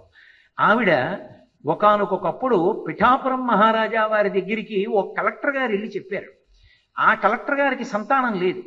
డొక్కా సీతమ్మ గారి చేతి అన్నం తింటే బిడ్డలు పుడతారని చెప్పారు. ఆయన బ్రిటిష్ అధికారి. ఆయన భార్యతో కలిసి వచ్చి డొక్కా సీతమ్మ గారు పెట్టిన అన్నం తిన్నాడు. అంతమందికి పెట్టిన చెయ్యి ఆ చేతికి ఆ శక్తి వచ్చింది. అమ్మా, నాకు బిడ్డలు లేరమ్మా, అందుకు వచ్చానన్నాడు. అన్నం తినవాయి కడుపు నిండా, ఈశ్వరుడు ఉన్నాడు అంది ఆవిడ. ఆవిడ చేతి అన్నం తిని వెళ్ళాడు, కొడుకు పుట్టాడు. ఆ కలెక్టర్ గారు పిఠాపురం మహారాజా జమీందారు గారి ఇంటికి వెళ్ళాడు ఒకసారి. వెళ్ళినప్పుడు రాజారావు మహీపతి శ్రీ గంగాధర రామారావు గారని వాళ్ళ ఇంటికి వెళ్ళి విందు స్వీకరిస్తున్నాడు. మీకు డొక్కా సీతమ్మ గారి గురించి తెలుసా? ఈ విందు కాదు, సీతమ్మ గారి చేత అన్నం తినాలన్నాడు. ఇన్ని అన్నదాన సత్రవులు పెట్టాను, ఇన్ని వేల మందికి అన్నం పెడతాను, నాకన్నా డొక్కా సీతమ్మ గారు గొప్పదా చూడాలని జమీందారు గారు దివాన్ గారు మర్నాడు రాత్రి ఏమీ తెలియని వాళ్ళల్లా సాయంకాలం వెళ్ళి ఆ లంకల గన్నవరంలో డొక్కా సీతమ్మ గారి ఇంటి అరుగు మీద కూర్చున్నారు. చీకటి పడిపోయింది. లోపలికి ఎడుతున్నారు, భోజనం చేస్తున్నారు, త్రేణుస్తున్నారు, బయటికి వస్తున్నారు, సీతమ్మ గారి గురించి ఎంతో గొప్పగా చెప్పుకుంటున్నారు. ఇంత చెప్పుకుంటుంటే రాజు దీవాను వింటున్నారు. ఈవిడికి కించిత్ కీర్తి గురించిన ఆలోచన లేదే, వచ్చిన వాళ్ళకి అన్నం పెట్టడం తప్ప అని మనం తినడం ఎందుకులే అని ముసుగేసుకు పడుకున్నారు. అందరూ నిద్రపోయిన తర్వాత చేత్తో దీపం పట్టుకుని సీతమ్మ గారు బయటికి వచ్చింది. ఒక్కొక్కళ్ళని లేపి అన్నం తిన్నారా, అన్నం తిన్నారా, అన్నం తిన్నారా అని అడుగుతోంది. మహారాజా వారి దగ్గరికి వచ్చి దుప్పటి తీసి అన్నం తిన్నారా అంది. తినలేదు అన్నాడు ఆయన. అయ్యో నాయన, తినకుండా పడుకున్నావా, రా వడ్డిస్తానంది. ఇది విన్నాడు దివాను గారు. దివాను గారిని అడిగింది. ఆయన అన్నాడు, నాకు ఒంట్లో బాగులేదమ్మా అన్నాడు. ఆవిడంది, ఒంట్లో బాగులేకపోతే లంకనం చేసి పడుకుంటావా, రా కాస్త మిరియం వేసి చారు పెట్టి అన్నం పెడతానంది. ఆయన తెల్లబోయాడు. రాత్రి 10 దాటిపోయింది. ఇలా కరెంటున్న రోజులు కాదు, ఇప్పుడు చారు పెట్టి అన్నం పెడుతుంది ఆవిడ అనుకున్నాడు. ఇద్దరూ వెళ్ళి కూర్చున్నారు. రాజుగారికి కడుపు నిండా భోజనం పెట్టింది, కన్న తల్లిలా కొసరి కొసరి వడ్డించి. దివాన్ గారికి ప్రత్యేకం పచ్చం కోసమని వెళ్ళి బీరకాయ పోపు వేసి వేయించి కూర తెచ్చి వేసి మిరియాలతో చారు పెట్టి రాత్రి 10:30కి చారు పోసి అన్నం పెట్టింది ఆవిడ. అన్నం పెడితే మహారాజు దివాను తెల్లబోయారు. ఏమి నిరత అన్నదాతరా, అర్ధరాత్రి వేళ మహాతల్లి జ్వరంతో ఉన్నానంటే దగ్గర కూర్చుని కన్న తల్లిలా కడుపు నిండా పెట్టిందా? నాయనా, ఒంట్లో బాగులేదంటున్నావు, బయట పడుకోకు, చలిగాలి, మండువాలో పడుకోమని కొంచెం గట్టి దుప్పటి ఇచ్చారు. మరునాడు ఉదయం రాజుగారు దీవాన్ గారు నదికి వెళ్ళి స్నానం చేసి వచ్చారు. వచ్చి, అమ్మా మేమిద్దరం బాటసారులం కావమ్మా, నేను పిఠాపురం జమీందారుని, ఈయన నా దీవానమ్మా అని చెప్పాడు. చెబితే ఆవిడ గబగబా లోపలికెళ్ళి తలుపు చాటున నిలబడి, అయ్యా నన్ను మన్నించండి, మీరింత పెద్దలు, తెలియక నాకున్న దాంట్లో భోజనం పెట్టాను, నా వల్ల తప్పు జరిగితే క్షమించండి అని అడిగింది. అమ్మా, క్షమించమని అడగడం కాదమ్మా, నా అహంకారం పోయింది, ఇన్ని వేల మందికి అన్నం పెడుతున్నాను అనుకున్నాను, మీలా ప్రేమగా ఎవరమ్మా పెట్టగలరు అని అడిగారు.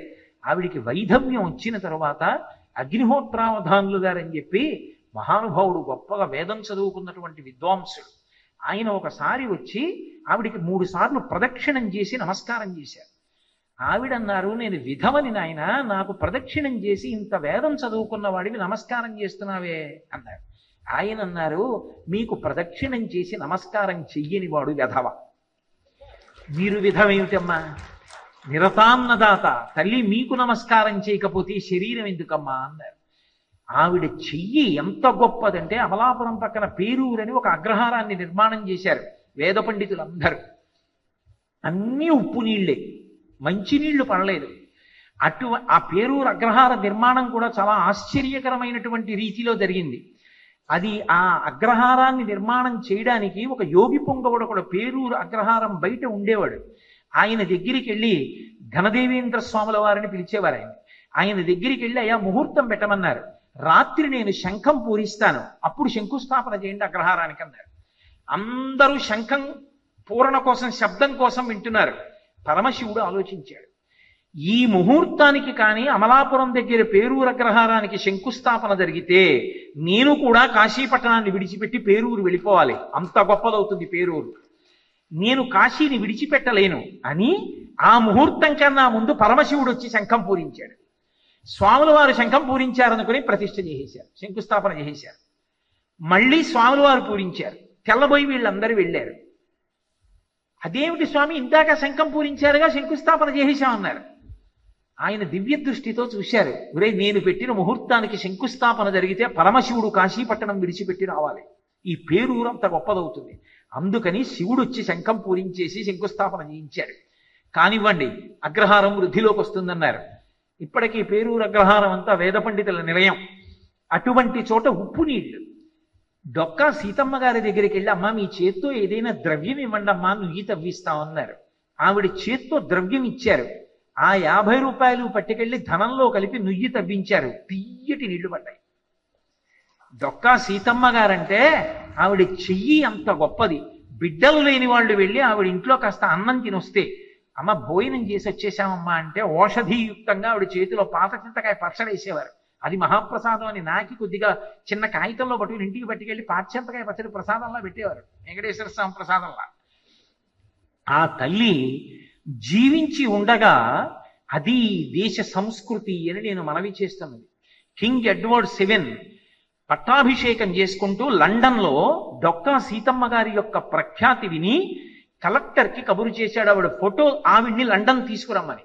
నేను రాన్నాయన విదేశాలు, నేను కీర్తి కోసం చెయ్యలేదు అన్నదానం అంది ఆవిడ. పోనా ఆవిడ ఫోటో పంపించండి, అది పక్కన సోఫాలో పెట్టుకుని నేను పట్టాభిషేకం చేసుకుంటానన్నాడు. కలెక్టర్ గారు మెజిస్ట్రేట్ని పంపించారు. ఆవిడ ఫోటో తీసుకుంటానంటే, నాకెందుకు నాయనా, నాకు ఈ ఫోటోలు కీర్తి ఇవి నాకు వద్దన్నారు ఆవిడ. కాదమ్మా, మీరు తీయించుకోకపోతే నా ఉద్యోగం పోతుందన్నారు. అయితే తీయించుకుంటాను నాయన నీ ఉద్యోగం కోసం అని ఫోటో తీయించుకున్నారు. అది కింగ్ ఎడ్వర్డ్ VIIకి పంపించారు.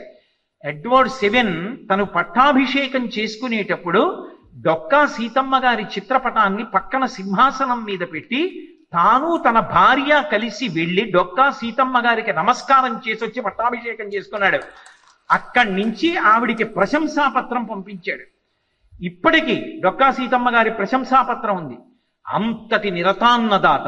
చిట్ట చివర ఆవిడ శరీరం విడిచిపెట్టేశారు. విడిచిపెట్టేస్తే గొప్ప వేదభాష్యం చదువుకున్న విద్వాంసులు కూర్చుని చర్చ చేస్తున్నారు. రమణ మహర్షి శరీరాన్ని విడిచిపెట్టినప్పుడు రంగురంగుల దివ్య ఆయన శరీరం నుంచి ఎలా వెళ్ళి అరుణాచలానికి గిరి ప్రదక్షిణం చేసి కొండలోకి వెళ్ళిపోయిందో, అలా డొక్కా సీతమ్మ గారిలోంచి లేచినటువంటి ఆ దివ్యమైనటువంటి జ్యోతి ఆకాశ మార్గంలో వెళ్ళిపోతోంది. వెళ్ళిపోతుంటే ఆ చర్చ చేస్తున్న వేద పండితులు చూశారు.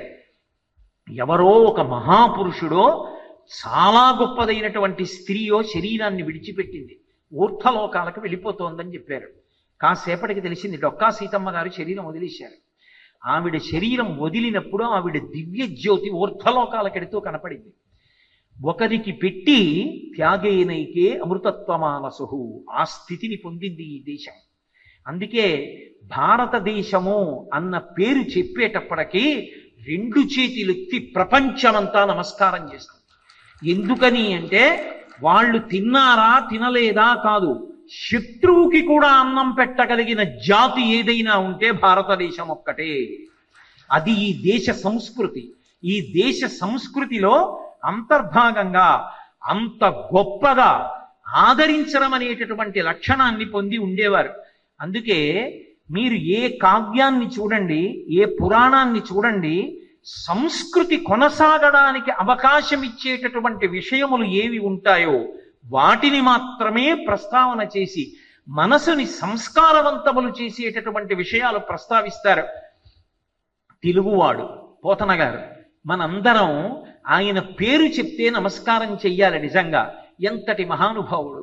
ఇప్పటికీ శిల్పాచార్యుడు జక్కన పేరు మీద కర్ణాటక ప్రభుత్వం ప్రతి సంవత్సరం జక్కన అవార్డు అని ఒక శిల్పిని సత్కరిస్తుంది.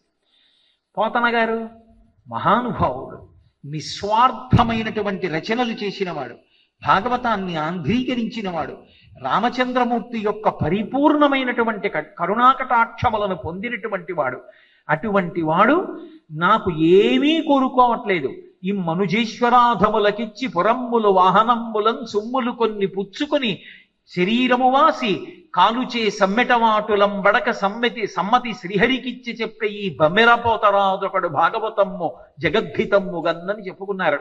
నేను భాగవతాన్ని ఆంధ్రీకరించి డబ్బుల కోసమని దాన్ని ఎవరో రాజులకు అంకితమిచ్చి ఆ వచ్చిన రూపాయల కోసం ఆశపడితే శరీరం విడిచిపెట్టిన తర్వాత యమధర్మరాజు బుధే కావ్యకన్యకని అమ్ముకున్నావురా అని నన్ను కొరడాలు పెట్టి కొడతాడు. నాకు అక్కర్లేదు, నేను ఈ భాగవతాన్ని రామచంద్ర ప్రభువుకి అంకితమిస్తాను అని చెప్పుకున్నటువంటి మహానుభావుడు. అటువంటి వాడు కనుకనే సరస్వతీదేవి ఎవరికి కనపడలా, ఒక్క పోతన గారికే అలా కనపడింది. ఒకానొక స్థితిలో ఒక అనుమానం ప్రబలింది. పోతన గారు ఆ రాజులకు భాగవతాన్ని అంకితమిస్తారేమోనని రాత్రి పడుకున్నారు. ఇంట్లో ఎవరో ఆడది విక్కి విక్కి ఏడుస్తున్న శబ్దం వినపడింది. చేతిలో దీపం కొంచెం పెద్దది చేసి పట్టుకుని వెళ్ళారు. తెల్లటి బట్టలు కట్టుకుని నిలబడి ఉంది. సర్వశుక్లా సరస్వతి. చూశారు సరస్వతీదేవి ఎంత ఏడుస్తోందంటే కాటుకంతా కరిగిపోయి తెల్లటి చీర మీద పడి బొట్లు, పవిట అంతా కూడా నల్లటి చుక్కలతో నిండిపోయింది. అప్పుడు పోతన గారు అడిగారు, అమ్మా నిన్ను తీసుకెళ్ళి అమ్మేస్తాననుకుంటున్నావా అమ్మా? భాగవతం అంకితం ఇస్తానని ఏడుస్తున్నావా తల్లి? కాటుక కంటి నీరు చనుకట్టు పొయింపడ ఎల ఎచ్చదో కైటబరాజు మద్దనుని గదిలి కోడలా ఓ మదంబ ఓ హటక గర్భురాణి నిన్నాకటికిన్ కొలిపోయి అల కర్ణాటకిరాత కీచకులకున్ అమ్మను త్రిశుద్ధిగా నమ్ము భారతి. అంతటి మహితాత్ముడు పోతన గారంటే. అటువంటి పోతన గారి భాగవతం చదవండి. మెరుపులు ఎంత సంస్కారవంతమైన మాటలు అందిస్తారో. ఆర్ష వాంగ్మయానికి ఉన్న గొప్పతనం అది. అందుకే ఒక మాట అంటారు, హరినామస్తుతి చేయు కావ్యము సువర్ణాంభోజి హంసావళీ సురుచిభ్రాజితమై మానస సరస్ఫూర్తిన్ వెలుంగొందు శ్రీహరినామస్తుతి లేని కావ్యము విచిత్రార్థాన్వితంబయ్యు శ్రీకరమయ్యుండ దయోగ్య దుర్మదనత్కాకోల కర్తాకృతిన్ అంటారు. అది ఎంత గొప్పదైనా అయ్యుండొచ్చు, ఎంత పదగుంభనంతో కూడుకున్నదైనా అయ్యుండొచ్చు, కానీ దానికి భగవంతుని యొక్క స్పర్శ లేకపోతే, ధర్మము గురించి ప్రతిపాదన లేకపోతే, అది తద్దినాలు పెట్టేటటువంటి రేవుకి కాకులు ఎలా వస్తాయో అటువంటి పుస్తకాలు అటువంటివి. భగవంతుడి గురించి చెప్పినటువంటి గ్రంథాలు హంసలు తిరిగే మానస సరోవరం లాంటివి. అందుకే హరినామస్తుతి చేయు కావ్యము సువర్ణాంభోజి హంసావళీ సురుచిభ్రాజితమై మానస సరస్ఫూర్తిన్ వెలుంగొందు శ్రీహరినామస్తుతి లేని కావ్యము విచిత్రార్థాన్వితంబయ్యు శ్రీకరమయ్యుండద యోగ్య దుర్మదనత్కాకోల కర్తాకృతిన్ అంటారు. అందుకే ఈ దేశంలో వాంగ్మయాన్ని మీరు పరిశీలించండి, ధర్మ ప్రతిపాదకమై ఉంటుంది. ప్రజల యందు ధర్మం పెంచడానికి ఉంటుంది. పెద్దన గారు మనుచరిత్ర చేశారు.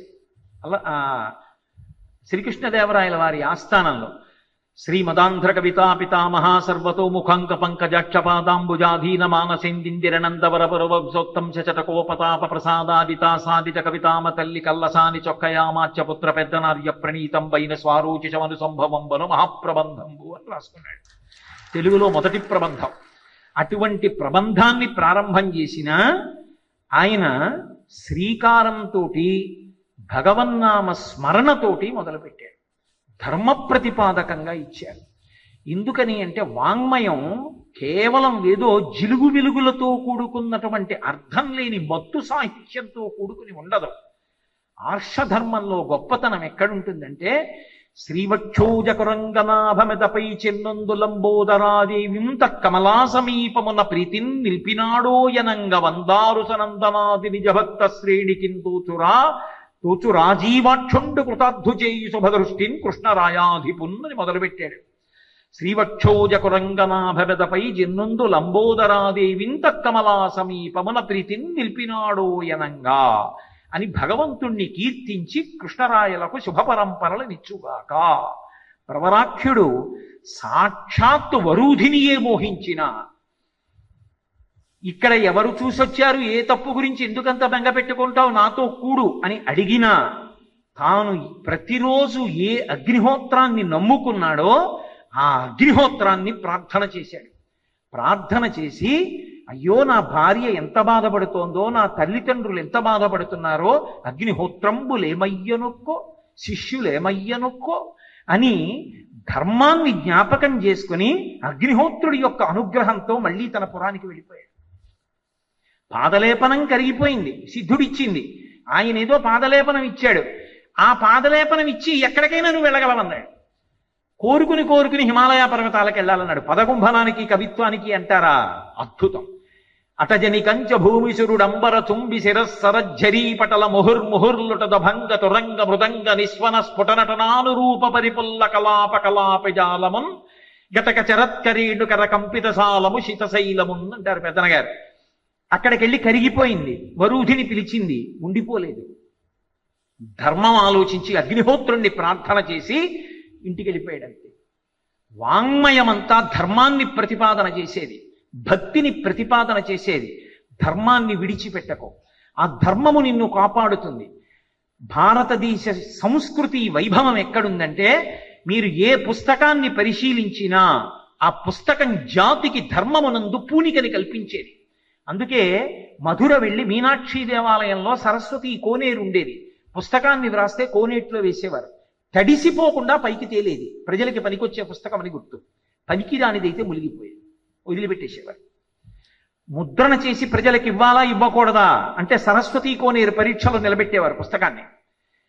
ధర్మ ప్రతిపాదకములై ఉండేవి తప్ప ప్రజల యందు రజోగుణ తమోగుణ విజృంభణమునకు పనికొచ్చేటటువంటి గ్రంథములను వెలగించడం ఇక్కడ రచయితలకు అలవాటు లేదు. అంత గొప్పగా ధర్మాన్ని ప్రచారం చేశారు. మీరు ఒక నాటకాన్ని తీసుకోండి, ఏ ప్రాచీన నాటకాన్ని తీసుకోండి, అది శుభంతో మొదలుపెట్టి శుభాన్ని మధ్యలో పెట్టి శుభాంతం చేసి నాయికానాయకులను కలిపి జీవితంలో ఎప్పటికైనా మీరు శుభాన్ని అనుభవిస్తారు, నిర్వేదాన్ని పొందద్దు. ఏదో కష్టం వచ్చిందని ఆత్మహత్య చేసుకోవడం లాంటివి చెయ్యకూడదు. ఓర్పుతో ఉన్నవాడు ఎప్పటికైనా శుభ పరంపరలను చూస్తాడు. రామాయణంలో సీతమ్మ అంటుంది, కళ్యాణి బతగాదేయం లౌకికీ ప్రతిభాతిమా ఏతి జీవంతి మానందో నరం వర్ష శతాదపి అంటుంది. 100 సంవత్సరములు బ్రతికిన వాడు 99 సంవత్సరముల 11 నెలల 29 రోజుల 23 గంటల 59 సెకండ్లు కష్టాలు పడ్డా ఆఖరి సెకండ్లో ఏదో ఒక శుభవార్త వింటాడు తప్ప ఎవరి జీవితము పూర్తిగా శోకమయము కాదు. కాబట్టి మనిషి కష్టమునకు విచలితుడు కాకూడదు అంటుంది. ఊంచుకోవడం ఎలాగో నేర్పే ఇక్కడ ఉండేటటువంటి వాంగ్మయానికి ఉన్నటువంటి గొప్పతనం అది. అందుకే రాముడు ధర్మమూర్తి. మీరు శ్రీరామాయణం చదవండి, ఎప్పుడూ రాముడు సంతోషంగానే ఉంటాడు. సంతోషంగా లేకపోతే అన్ని నిర్ణయాలు ఎలా చేశాడు, అంత వ్యూహం ఎలా రచించాడు, యుద్ధం ఎలా చేశాడు? ఆయన సంతోషానికి కారణం ఎవరు పక్కనున్నారు ఎవరు పక్కన లేరు కాదు, నేను ధర్మమును ఆచరించానా లేదా అదొక్కటే. అందరూ 2 కాళ్ళ మీద నడుస్తారు. ఒక కాలు ముందుకి పెట్టి దాని మీద ఊంచుకుని రెండవ కాలు ఎత్తి ముందుకేస్తారు. రెండవ కాలు మీద ఊంచుకుని మళ్ళీ ఈ కాలు ఎత్తి ముందుకేస్తారు. రాముడు మామూలుగా 2 కాళ్ళ మీద నడవడు, సత్యధర్మములను 2 కాళ్ళుగా చేసుకుని నడుస్తాడు. అందుకే ఆయనం కదలిక, రాముడి కదలికకి 2 కాళ్ళేవి, సత్యము ధర్మము. ఆ ధర్మమునకు హాని కలుగుతుంది, రాముడికి అక్కర్లేదు, ధర్మమే కావాలి. ధర్మము పోయి ఏదైనా కలిసి వచ్చింది, రాముడికి అక్కర్లేదు. ధర్మము నిలబడి కష్టం వచ్చింది, రాముడికి సంతోషమే. రాముడి సంతోషం అంతా దేనివల్ల? ధర్మాచరణము వలన. అందుకే ఈ దేశంలో ధర్మం నిలబడడానికి కారణం ఎక్కడుంది అంటే మహానుభావులు ఇచ్చినటువంటి ఆర్ష వాంగ్మయం వల్ల ఈ జాతి సంస్కృతి నిలబడింది. అందుకే ఈ దేశానికి వచ్చేటప్పటికి భగవద్గీత పుట్టిన భూమి, గంగ ప్రవహిస్తున్న భూమి, రామాయణ భారత భాగవతాలు విలసిల్లిన భూమి అని ఆ భూమికి నమస్కరించి దిగుతారు తప్ప విదేశీయులు తిన్నగా కాలు కూడా ఈ నేల మీద పెట్టరు. నిజంగా ఆ దేశాన్ని అంత గౌరవించడం కూడా అవతల వారి సంస్కారానికి ప్రతీక. ఒకప్పుడు బోప్చాన్పాల్ టు బొంబాయిలో విమానాశ్రయంలో దిగుతూ ఆఖరి విమానపు నిచ్చెన మెట్టుదాకా వచ్చి వంగి మట్టి తీసి ముద్దు పెట్టుకుని కిందకి దిగాడు. ఎందుకు దిగారని అడిగారు. భగవద్గీత రామాయణ భారత భాగవతాలు పుట్టిన ఈ గడ్డ మీద కాలు తిన్నగా పెట్టడం ఇష్టం లేక అని చెప్పాడు. ఎంతటి సంస్కారం! కాబట్టి ఈ దేశం యొక్క గొప్పతనం ఎక్కడుంది అంటే ఈ దేశంలో ఎన్ని భోగస్థానాలు ఉన్నాయన్న దాన్ని బట్టి కాదు, ఈ దేశపు యొక్క సంస్కృతి వైభవాన్ వల్ల ఈ దేశానికి అంత గొప్పతనం వచ్చింది. ఎవరిని ఎక్కడ ఎటు కదపండి అందరికీ పాప భయమే. పాపము ఎందుకు రామన్ని కట్టి కొడుపుతుంది, వద్దులేరా, ఎలా బ్రతుకుతావు? ధార్మికంగా బ్రతుకుతాం. ఈశ్వరుడు మనకి ఏది ఇచ్చాడో దాంతో తృప్తి. అందుకే మీరు ఏ పెద్దలు చెప్పిన వాంగ్మయం చూడండి. మాకురు ధనజన యవ్వన గర్వం హరతి నిమేషత్కాల సర్వం మాయామయమితమఖిలం హిత్వ బ్రహ్మపదం తం ప్రవిశ విదిత్వ అంటారు శంకర భగవత్పాదులు. అహంకార పడకు, మూడిటిని ఈశ్వరుడు చాలా తేలికగా తీసేస్తాడు. మాకురు ధన జన యవ్వన గర్వం. ధనముందనుకుంటున్నావేమో, నీ వెనక జనమున్నారనుకుంటున్నావేమో, నీకు బలముందనుకుంటున్నావేమో, మూడిటిని కాల రూపంలో ఈశ్వరుడు తీసేస్తాడు. ఆ కాలము బలవత్తరమైన పరమేశ్వర స్వరూపము ఒంట్లో ఓపికండగా భగవంతుణ్ణి సేవించడం, సమాజాన్ని సేవించడం నేర్చుకో. ఏ పెద్దల నోటి వెంట వచ్చిన మాట చూడండి, అహంకార పరిత్యాగం చేయించి వినయంతో బ్రతికేటట్టుగా చేయగలిగినటువంటి మాటలు చెప్పారు తప్ప ధర్మాన్ని విడిచిపెట్టి బాగుపడ్డవాడు లేడు అని తీర్మానం చేసి చెప్పారు. మహాభారతంలో దుర్యోధనుడు పాడైనా, రామాయణంలో రావణాసురుడు పాడైనా కారణం ధర్మాన్ని విడిచిపెట్టడమే. ఎవరు ధర్మాన్ని పట్టుకున్నాడో వాడు ఎప్పుడూ కీర్తివంతుడే. అందుకే శ్రీరామాయణంలో అరణ్యవాసానికి వెడుతున్నటువంటి రామచంద్రమూర్తిని ఉద్దేశించి కౌసల్యామాత ఒక మాట చెప్తుంది. ఇంతకాలం ధర్మాచరణం చేశావు, చాలా గొప్ప విషయం. ఇప్పుడు ధర్మం కోసం రాజ్యం విడిచిపెట్టి అరణ్యానికి వెడుతున్నావు, పరిస్థితులు ప్రతికూలమవుతాయి, అనుకూలంగా ఉండదు కాలం ఇప్పుడు నీకు. అరణ్యవాసం చేయడం అంటే అంత తేలిక కాదు. కానీ ఇంత కష్టం వచ్చినా కూడా నువ్వు ధర్మాన్ని విడిచిపెట్టకుండా ధృత్యాచ నియమేనచ సవై రాఘవశార్దూలా ధర్మస్త్వాం అభిరక్షతు. ఏ ధర్మాన్ని ఇంతకాలం నమ్ముకున్నావో ఆ ధర్మాన్ని అంతే పూనికతో పట్టుకుని అనుష్ఠించి ధర్మము చేత రక్షింపబడదవుగాక. చిన్నపిల్లలకి పెద్దవాళ్ళు చెయ్యవలసిన ఆశీర్వచనం, చిన్నపిల్లలకి పెద్దవాళ్ళు చూపించవలసినటువంటి మార్గం, ఈ దేశ సంస్కృతి వైభవం శ్రీరామాయణంలో ప్రకాశిస్తుంది. అందుకే వాల్మీకి, వ్యాసుడు ఈ జాతి సంస్కృతికి, ఈ జాతి వాంగ్మయానికి రెండు కళ్ళు లేకపోతే జాతి అంధకారమైపోతుంది. రెండు కళ్ళు లేవనుకోండి, వాడు గుడ్డివాడు, వాడేం చూడగలడు? భారతదేశ వైభవానికి, భారతదేశపు యొక్క సంస్కృతికి అంతటికీ కూడా కారకులైన వారు ఇద్దరే, ఒకరు వ్యాసుడు, ఒకరు వాల్మీకి. వాళ్ళిద్దరే. ఎందుచేత వ్యాసుడు చంద్రవంశాన్ని వర్ణించాడు, వాల్మీకి సూర్యవంశాన్ని వర్ణించారు.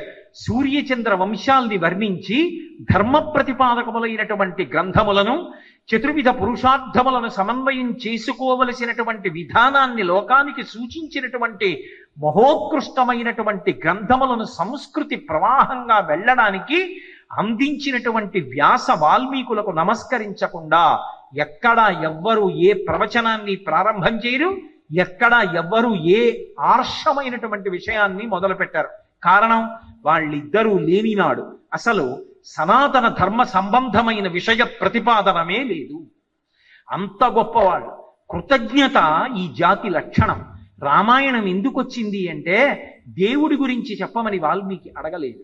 వాల్మీకి అడిగింది, కోన్వస్మిన్ సాంప్రదంలోకే గుణవాన్ కశ్చ వీర్యవాన్ ధర్మజ్ఞశ్చ కృతజ్ఞశ్చ సత్యవాక్యో దృఢవ్రతః చారిత్రేణ చ కోయుక్తః సర్వభూతేషు కోహితః విద్వాన్ కః కస్సమర్థశ్చ కశ్చైక ప్రియదర్శనః ఆత్మవాన్ కో జితక్రోధో ద్వితిమాన్ కో ననసూయకః కస్య బిభ్యతి దేవాశ్చ జాత రోషస్య సంయుగే. ఈ 16 గుణములు పరిపూర్ణముగా ఈ కాలమునందు ఉన్న మనుష్యుడెవరైనా ఉన్నాడా అని అడిగారు. ఉన్నాడు. రామాయణం దేవుడి కథ అని చదివారనుకోండి, రాముడు దేవుడు గనక అలా చేశాడు, మనం దేవుడు కాంగా అని వదిలిపెడతారు. రామాయణం ఒక మనుష్యుని కథ అని మీరు చదివితే ఏ కష్టం రానివ్వండి, ఏ సుఖం రానివ్వండి, అప్పుడు రాముడు ఎలా ప్రవర్తించాడో మీరు అలా ప్రవర్తించడమే ధర్మం అవుతుంది. అందుకే ధర్మ ప్రతిపాదకమైనటువంటి గ్రంథము రామాయణం. రామాయణము ఎంత కాలము ప్రవచనము చెయ్యబడుతుందో, రామాయణము ప్రజలు ఎంత కాలము చదువుతారో, రామాయణం ఇళ్లల్లో ఎంతకాలం ఉంటుందో, రామాయణానికి పువ్వు వేసి ఎంతకాలం నమస్కరిస్తారో, రామాయణం పిల్లల చేత చదివిస్తారో, రామ కథ చెబుతారో, రామనామం చెప్పిస్తారో, రామనామం వ్రాయిస్తారో, అంతకాలము జాతి యందు మనుష్యత్వము మిగులుతుంది. ప్రపంచానికంతటికీ మనుష్యుడంటే ఇలా బ్రతకాలి అంటే ఒక్క భారతదేశ సంస్కృతి వికసనము, వైభవము, ప్రవాహము చేత అది సాధ్యపడుతుంది. దానికి మూలాధారములేవి అంటే రామాయణ, భారత, భాగవతాది గ్రంథములు. అందుకే సర్వులు ఎల్లప్పుడూ స్మరించవలసినవి, చదవవలసినటువంటి గ్రంథములుగా ఈ 3 అంత గొప్ప పేరు ప్రఖ్యాతులను పొందాయి. కాబట్టి మన సంస్కృతిని ఉద్దీపింపచేస్తాయి, ధర్మాన్ని నిలబెడతాయి. రామాయణంలో ఉండేటటువంటివి పాత్రలు కావు, వ్యక్తులు. మీరు బాగా జ్ఞాపకం పెట్టుకోవాలి. పాత్ర అంటే నటన, కల్పిత గ్రంథము అని గుర్తు. వ్యక్తి అంటే యథార్థము. అందుకే వాటికి ఇతిహాసములని పేరు. ఇతిహా అసం, ఇది ఇట్లే జరిగినది, ఇంకొకలా జరగలేదు, అలాగే జరిగినది, పరమసత్యం. అందుకే రామాయణంలో వాల్మీకి మహర్షి ఒక వ్యక్తి, భారతంలో వ్యాసుడు ఒక వ్యక్తి, భాగవతంలో వ్యాసుడు ఒక వ్యక్తి తప్ప ఆయన వేరు, ఆ గ్రంథం వేరు కాదు. అందులో వాళ్ళు కూడా ఒక వ్యక్తిగా నిలబడి సమాజానికి చెయ్యగలిగినటువంటి సేవ చేసిన వారై ఉంటారు. వ్యాసుడు చిరంజీవి, ఇప్పటికీ వ్యాసుడు ఉన్నారు. అందుకే మహాపురుషుడు అని నిర్ణయం చేసినప్పుడు ఎవరు వ్యాస దర్శనం పొందారో వాళ్ళకి విశేష స్థానాలు ఇస్తూ ఉంటారు. మధ్వాచార్యుల వారు వ్యాస దర్శనం పొందారు, భగవద్ రామానుజులు వ్యాస దర్శనం పొందారు, శంకర భగవత్పాదులు వ్యాస దర్శనం పొందడం కాదు, వ్యాసుడు శంకరులతో బ్రాహ్మణ రూపంలో వాదించాడు. వ్యాసుడిగా వచ్చారనుకోండి, శంకరాచార్యుల వారు వాదించారు. అంత శంకర భగవత్పాదులైనా వ్యాసుడు కనపడితే నేల మీద పడి నమస్కారం చేసి మౌనంగా ఉంటారు. ఎందుకంటే వ్యాసుడి ముందు మాట్లాడడానికి ఏం ఉండదు. శంకరులు మాట్లాడరని, ఆయన బ్రహ్మసూత్ర భాష్యం గొప్పతనం తెలుసుకోవాలని వ్యాసుడు బ్రాహ్మణ రూపంలో వచ్చి మాట్లాడుతుంటే ఇద్దరూ మాట్లాడుకుంటుంటే ఆశ్చర్యపోయారు. ఎవరు శంకర భగవత్పాదులతో ఇలా మాట్లాడగలిగిన వారు? పద్మపాదాచార్యుల వారు గ్రహించారు. ఓ శంకర శంకర సాక్షాత్, శంకరాచార్యుల వారు పరమశివుడు, వ్యాసో నారాయణ స్వయం, ఆయనే ఇదిగో బ్రాహ్మణ రూపంలో వచ్చాడు. వాళ్ళిద్దరూ మాట్లాడుకుంటుంటే కింకర కింకరోమ్యహం, కింకరులం మేమేం చేయగలం, ఇలా చూస్తున్నాం అన్నారు. శంకరాచార్యుల వారు గమనించారు, వచ్చిన వారు వ్యాసుల వారని, నేల మీద పడి నమస్కారం చేశారు. బాగా గుర్తుపెట్టుకోండి, వ్యాసుల వారు అడిగారని శంకరాచార్యుల వారు ఇంకొంతకాలం శరీరంలో ఉండడానికి ఒప్పుకున్నారు. శంకరులు మరికొంతకాలం శరీరంలో ఉండడానికి కారణం వ్యాసుల వారు అడగడం. అంతటి మహానుభావుడు శంకర భగవత్పాదులు. అటువంటి శంకర భగవత్పాదుల యొక్క గ్రంథములను వేటిని మీరు పరిశీలనం చెయ్యండి, ధర్మము, భక్తి, పురుషార్థ సమన్వయము వీటిని ప్రతిపాదనం చేస్తాయి. అందుకే భజగోవిందం కూడా, భజగోవిందం భజగోవిందం గోవిందం భజ మూఢమతే సంప్రాప్తే సన్నిహితే కాలే నహి నహి రక్షతిడు కృంకరనే అంటూ ఎన్ని వేదాంత విషయాలు బోధ చేస్తారో. మనిషిగా బ్రతకడానికి మూఢజహీధనాగమ తృష్ణ కురు సద్బుద్ధిన్ మనసి వితృష్ణ ఎల్లభసే నిజ కర్మోపాత్తం విత్తంతేన వినోదయ చిత్తం. ఈ దేశంలో ఎవరు ఎలా బ్రతకాలో మనకి ఆర్షమైనటువంటి వాంగ్మయం నిరూపణం చేసి చూపించింది. ఈ దేశం పేరు చెప్తే ఎవరు సీత అనరు, ఇది సీత దేవాలయం అనరు, సీతమ్మ అంటారు. సీతమ్మ అనకుండా ఇది సీత గుడి అన్నవాళ్ళు ఎవరైనా మీరు చూశారా? సీతమ్మ అంటారు. శ్రీమన్నారాయణుడికి దశావతారాలు ఉన్నాయి. వేదోద్ధారణ మందరాభరణ వృద్ధిధర్మ నిర్మాణ ప్రహ్లాదత్రాణ బలిప్రతారణ నృపాహంకార నిర్వాపన వైదేహీ రమణ ధనంజయ జయ వ్యాపార పారీణ క్షోణీ దివ్యత్కరుణ తమోహరణ తండ్రి వెంకటేశ ప్రభో అని దశావతారములు ఆయనవే అయినా ఆ గుడి ఏదో మనకి తెలియలేదనుకోండి, శ్రీ మహావిష్ణువు దేవాలయం, లక్ష్మీనారాయణుల దేవాలయం అంటాం. కానీ రామాలయానికి వెళ్ళారనుకోండి, విష్ణువు దేవాలయం అని ఎవరు అనరు, రామాలయం అంటారు. ఆవిడెవరంటే లక్ష్మీదేవి అనరు, సీతమ్మ అంటారు. సీతమ్మ అంత దగ్గరైపోయింది ప్రజలకి. సీతమ్మగా జగన్మాత దగ్గరైపోయినట్టు బహుశః అమ్మవారు అంత దగ్గరైన రూపం ఇంకొకటి మనకి కనపడదు. మమేకమైపోయింది. అమ్మ అని మనసు తృప్తి కలగదు. సీతమ్మ తల్లి అంటారు, అమ్మ తల్లి. ఎందుకు అంటే అసలు ఆ పేరుకున్నటువంటి మాధుర్యం. సీతమ్మ అంటారు కానీ సీత అని అన్నవాణ్ణి నేను ఎక్కడా చూడలా, రావణుడు తప్ప. కాబట్టి అటువంటి తల్లి ఒక ఆడదాని జీవితం ఎలా ఉండాలో అద్భుతంగా చూపించింది ఆవిడ. శ్రీరామాయణంలో భర్త అంత గొప్పవాడు, ఏ సామాన్యమైనటువంటి బలవంతుడు కాడు.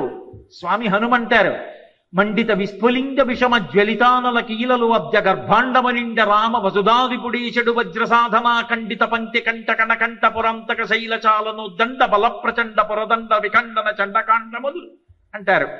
ఆయనే బాణబలను విడిచిపెట్టాడా? కాల్చేస్తాడు. అటువంటి బ్రహ్మాండమైన కోదండ విద్యా పారంగతుడు. ఆయన యుద్ధం వస్తే ఆయన భుజాలు తాండవం చేస్తాయిట.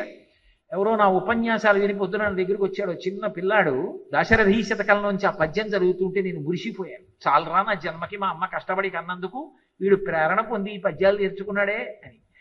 బండన భీముడత్తజన బంధముడుజ్వల బాణతూణ కోదండ కళాప్రచండ భుజదండవ కీర్తికి రామమూర్తికిన్ రెండవ సాటి దైవమికలేడనుచున్ గడకట్టి భేదికా దండ డండ డండ నిడదమ్ముల జండము నిండ మత్త వేదండము నెక్కి చాటను దాశరథీ కరుణాపయోనిధి అంటాడు. అటువంటి తాండవం చేసే భుజాలు కలిగినటువంటి రామచంద్రమూర్తి యొక్క ఇల్లాలైన సీతమ్మ అయోనిజ, నరకాంత కాదు. అయినా ధర్మం కోసం రాజ్యం విడిచిపెట్టి అరణ్యవాసానికి వస్తే అనసూయమ్మ ఓ ప్రశ్న వేసింది. ఇంత గొప్పవాడే, ఇంత కోదండ విద్యా పారంగతుడే మీ ఆయన, అంతటి మహితాత్ముడే, అటువంటి వాడు ఇలా ఏమీ చేతకాని వాళ్ళ ఏదో ముందు రోజు రాత్రి మీ మామగారు కైకమ్మకి వరాలు ఇచ్చానని నవపంచచ వర్షాణి దండకారణ్యమాశ్రిత చైరాజన జటాధారీ రామో భవతు తాపస అభిషేక సమారంభో రాఘవస్యోపకల్ప్యతాం మనీ రైవాభిషేకేన భరతో విభిషిచ్యతాం అని అడిగిందని, అరణ్యవాసానికి వెళ్ళిపోతాను, మా నాన్నగారి మాట సత్యం అవ్వాలి, మా నాన్నగారిని సత్యమనం దుంచి సత్యభ్రష్టుడు కాకుండా ఊర్ధ్వలోకవాసానికి అర్హత కల్పిస్తానని అరణ్యవాసానికి వచ్చాడే. ఏమమ్మా నీ భర్త అలా వచ్చేస్తే చేతకానివాడన్న భావన నీ మనసులో కలిగి నీ మనస్సు ఎందుకు కించిత్ ఇబ్బందికరమైన స్థితి కలగలేదా సీతమ్మ అని అడిగితే సీతమ్మ అంది, అమ్మా ప్రాణిప్రదాన కాళీచ యత్పురా త్వగ్ని సన్నిధౌ అనుశిష్టా జనన్యాస్మి వాక్యం తదపి మే ధ్రువం. మా అమ్మ కన్యాదానం చేస్తూ రాముడు నా పాణిగ్రహణం చేస్తున్నప్పుడు కూడా భర్త యొక్క గౌరవం ఏమిటో చెప్పిందమ్మా. రాత్రి తప్ప తాగి వచ్చి భార్యని జంతువుని కొట్టినట్టు కొట్టేస్తే వాతలు తేలి ఒళ్ళు నిప్పులతో మూలుగుతూ పడుకుని మరనాడు నిద్రలేచి మెడలో ఉన్న మంగళసూత్రాలు కళ్ళకద్దుకని తన పశువుని కొట్టినట్టు కొట్టే హీన సంస్కారం కలిగిన భర్త అయినా ఆయన తన కళ్ళ ముందు బ్రతికే ఉండాలని, ఆయన ఒళ్ళో ప్రాణం విడిచిపెట్టాలని ఈ దేశపు ఇల్లాళ్ళు కోరుకుంటారమ్మా. ఇది ఈ జాతి వైభవం అమ్మా. అటువంటిది ధర్మానికి సత్యానికి కట్టుపడి తండ్రిని ధర్మమునందు నిలబెట్టడానికి అరణ్యవాసానికి వచ్చిన భర్త నా భర్త అని గర్వపడుతున్నానమ్మా, బాధపట్టలేదండి. కౌగలించుకుని అనసూయమ్మంది, సీతమ్మ ఎంత గొప్ప మాట అన్నావమ్మా అంది. విశ్వనాథ సత్యనారాయణ గారు పరవశించిపోయి 1000 పడగలు అని రాసుకున్నారు. పిల్లల చేత చదివించండి ఆ గ్రంథాలు. సాంఘిక నవలలా రాశారు, కానీ వేదాంతర్గతమైన సిద్ధాంతములను ఎంత గొప్పగా ప్రతిపాదించారు. చెలియలి కట్ట చదివించండి పిల్లలతో. ఇవాళ వస్తున్నటువంటి గొబ్బెగిరిపోతుంది. సముద్రానికి చేతకాక భూమి మీదకి రాలేదా? సముద్రుడు అంటే పురుషుడు. చెలియలి కట్ట ఒక హద్దు పెట్టుకుంది, అక్కడ వరకు కెరటాలతో వస్తుంది, చేతకాని దానిలా వెనక్కి వెళ్ళిపోతుంది. ఏ ఊరి మీదకొచ్చి ముంచెత్తలేదా? రాదు. తను పెట్టుకుంది నియమం, ఇది దాటనని. పురుషుడికి కూడా నియమం ఉంటుంది. ధర్మేచ అర్థేచ కామేచ నాతిచరామి. సమర్థత ఉన్నా దాటడు, ఆ గీత వెనక్కే ఆగిపోతాడు. చెలీలి కట్ట 1000 పడగలు, 999 పడగలు చితికిపోయినా ఈ దేశపు ఆర్ష సంస్కృతి వివాహ కాండ వివాహ వైభవము ఉన్నంత కాలం నిలబడతాయి. ఇవాళ పెళ్లి చేసుకుని రేపు పొద్దున్న మనస్పర్ధలు వచ్చాయని ఎల్లుండి విడాకులు ఇవ్వడం ఈ జాతి యందు లేదు. సావో రేవో ఏదైనా కానివ్వండి, ఇద్దరూ కలిసి అలా బ్రతకడమే ఈ జాతి సంస్కృతి.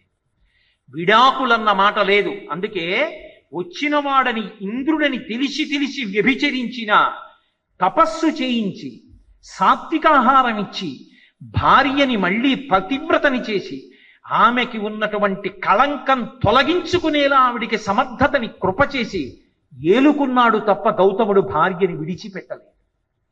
బాలకాండలో విశ్వామిత్రుడు రామచంద్రమూర్తికి చెప్తాడు అహల్య యొక్క వృత్తాంతం అంతా. ఈ దేశంలో భార్యని విడిచిపెట్టేయడం, ఇంకొకరిని చేసుకోవడం ఆ మాట లేదు. ఏదైనా కానివ్వండి అంతే, ఆమె తోడిదే జీవితం. ఏమి రామచంద్రమూర్తి దక్షిణ నాయకత్వం ఉన్న వంశంలో పుట్టాడు. ఆయన కావాలనుకుంటే వేరొక కాంతని స్వీకరించలేడా? ఏకపత్ని వ్రతం నియమించుకున్నాడు. ఒక కాంతయే నా భార్య, ఆమెని దాటను, ఆమె ఏమైనా కానీ ఆమెయే నా ఇల్లాలు అంతే. పుంసామోహన రూపాయ పుణ్యశ్లోకాయ మంగళం. ఆయన్ని చూసి ఆడవాళ్ళు కాదు మోహించింది, పురుషులు మోహించారు. అంతటి అందగాడు, అంతటి అందగాడై ఒక్క సీతమ్మకే వశవర్తి. ఆమె యందే కామము తప్ప అన్య స్త్రీల యందు కామం లేదు. తల్లి భావన అంతే. ఆదర్శమూర్తి అయి జాతికి నేర్పాడు. వివాహము అనేటటువంటి మాట ఎంత గొప్పదో సీతా కళ్యాణ ఘట్టంలో రామచంద్రమూర్తి, వాల్మీకి మహర్షి, సీతమ్మ లోకానికి ఆదర్శవంతంగా నిరూపణం చేశారు. అందుకే అనసూయమ్మ సీతమ్మని కౌగిలించుకుంది. ఎంత గొప్పగా అన్నావమ్మా నీ భర్త గురించి. సీతమ్మ, నిన్ను చూస్తే ముచ్చటేస్తోందమ్మా, నీకు నేను కొన్ని బహుమానాలు ఇస్తున్నాను. ఏమి బహుమానాలో తెలుసా? నీకు అంగరాగములు ఇస్తున్నాను. అంగరాగములు అంటే ఫెయిర్ అండ్ లవ్లీ లాంటివి.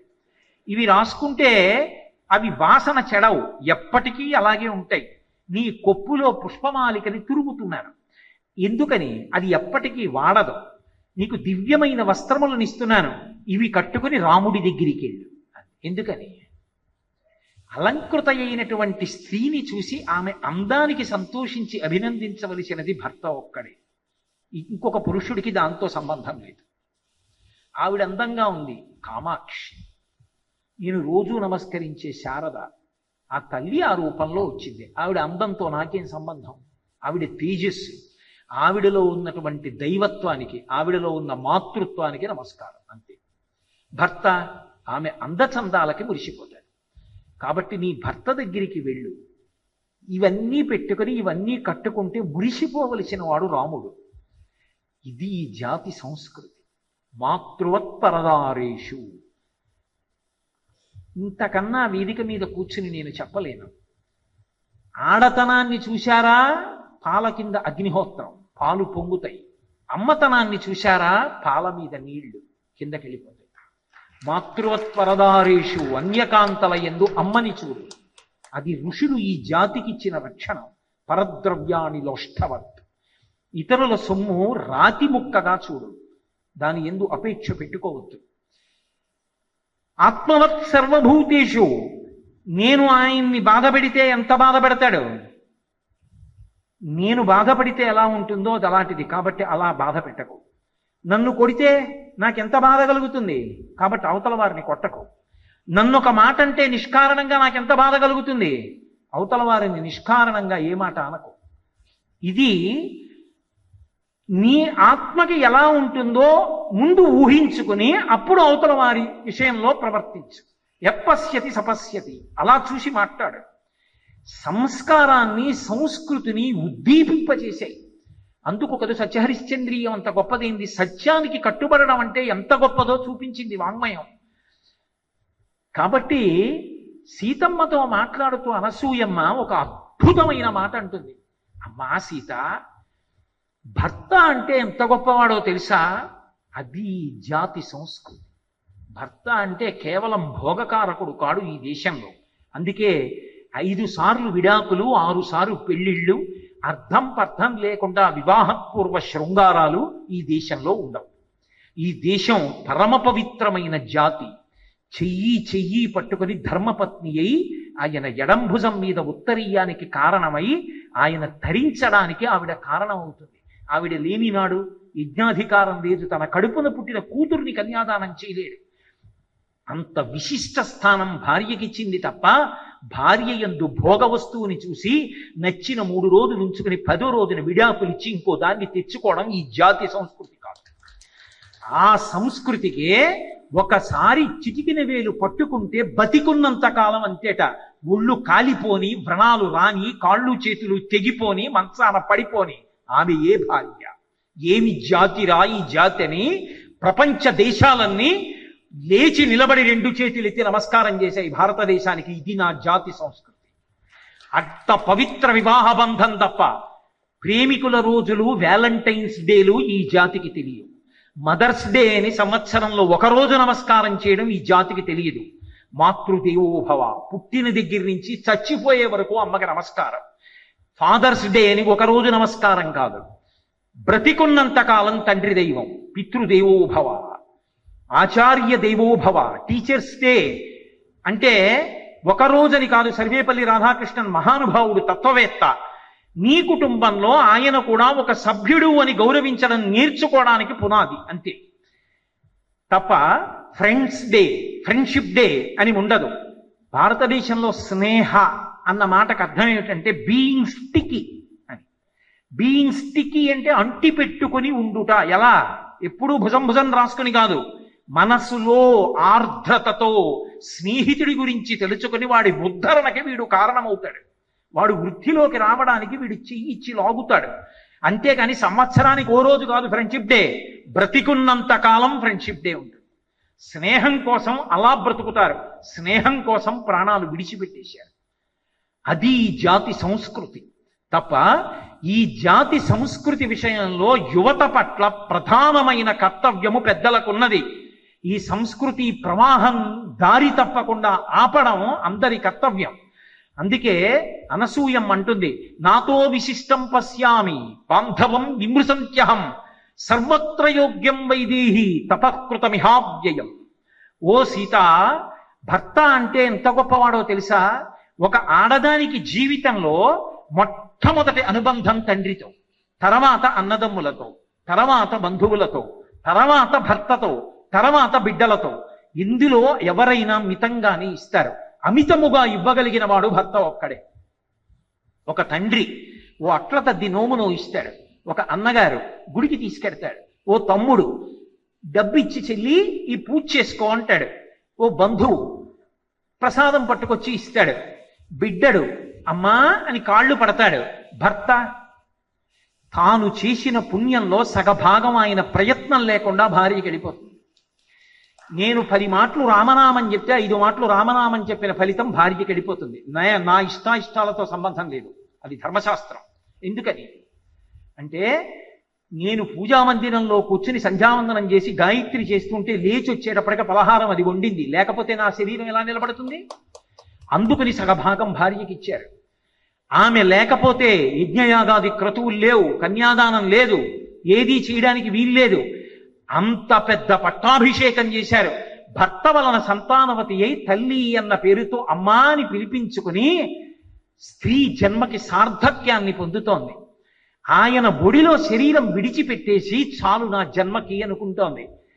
ఆడదానికి భర్త ఇవ్వగలిగిన వాడు లోకంలో లేడు. అందుకని భర్త పూజనీయుడు. అనసూయమ్మ సిద్ధాంతీకరించింది.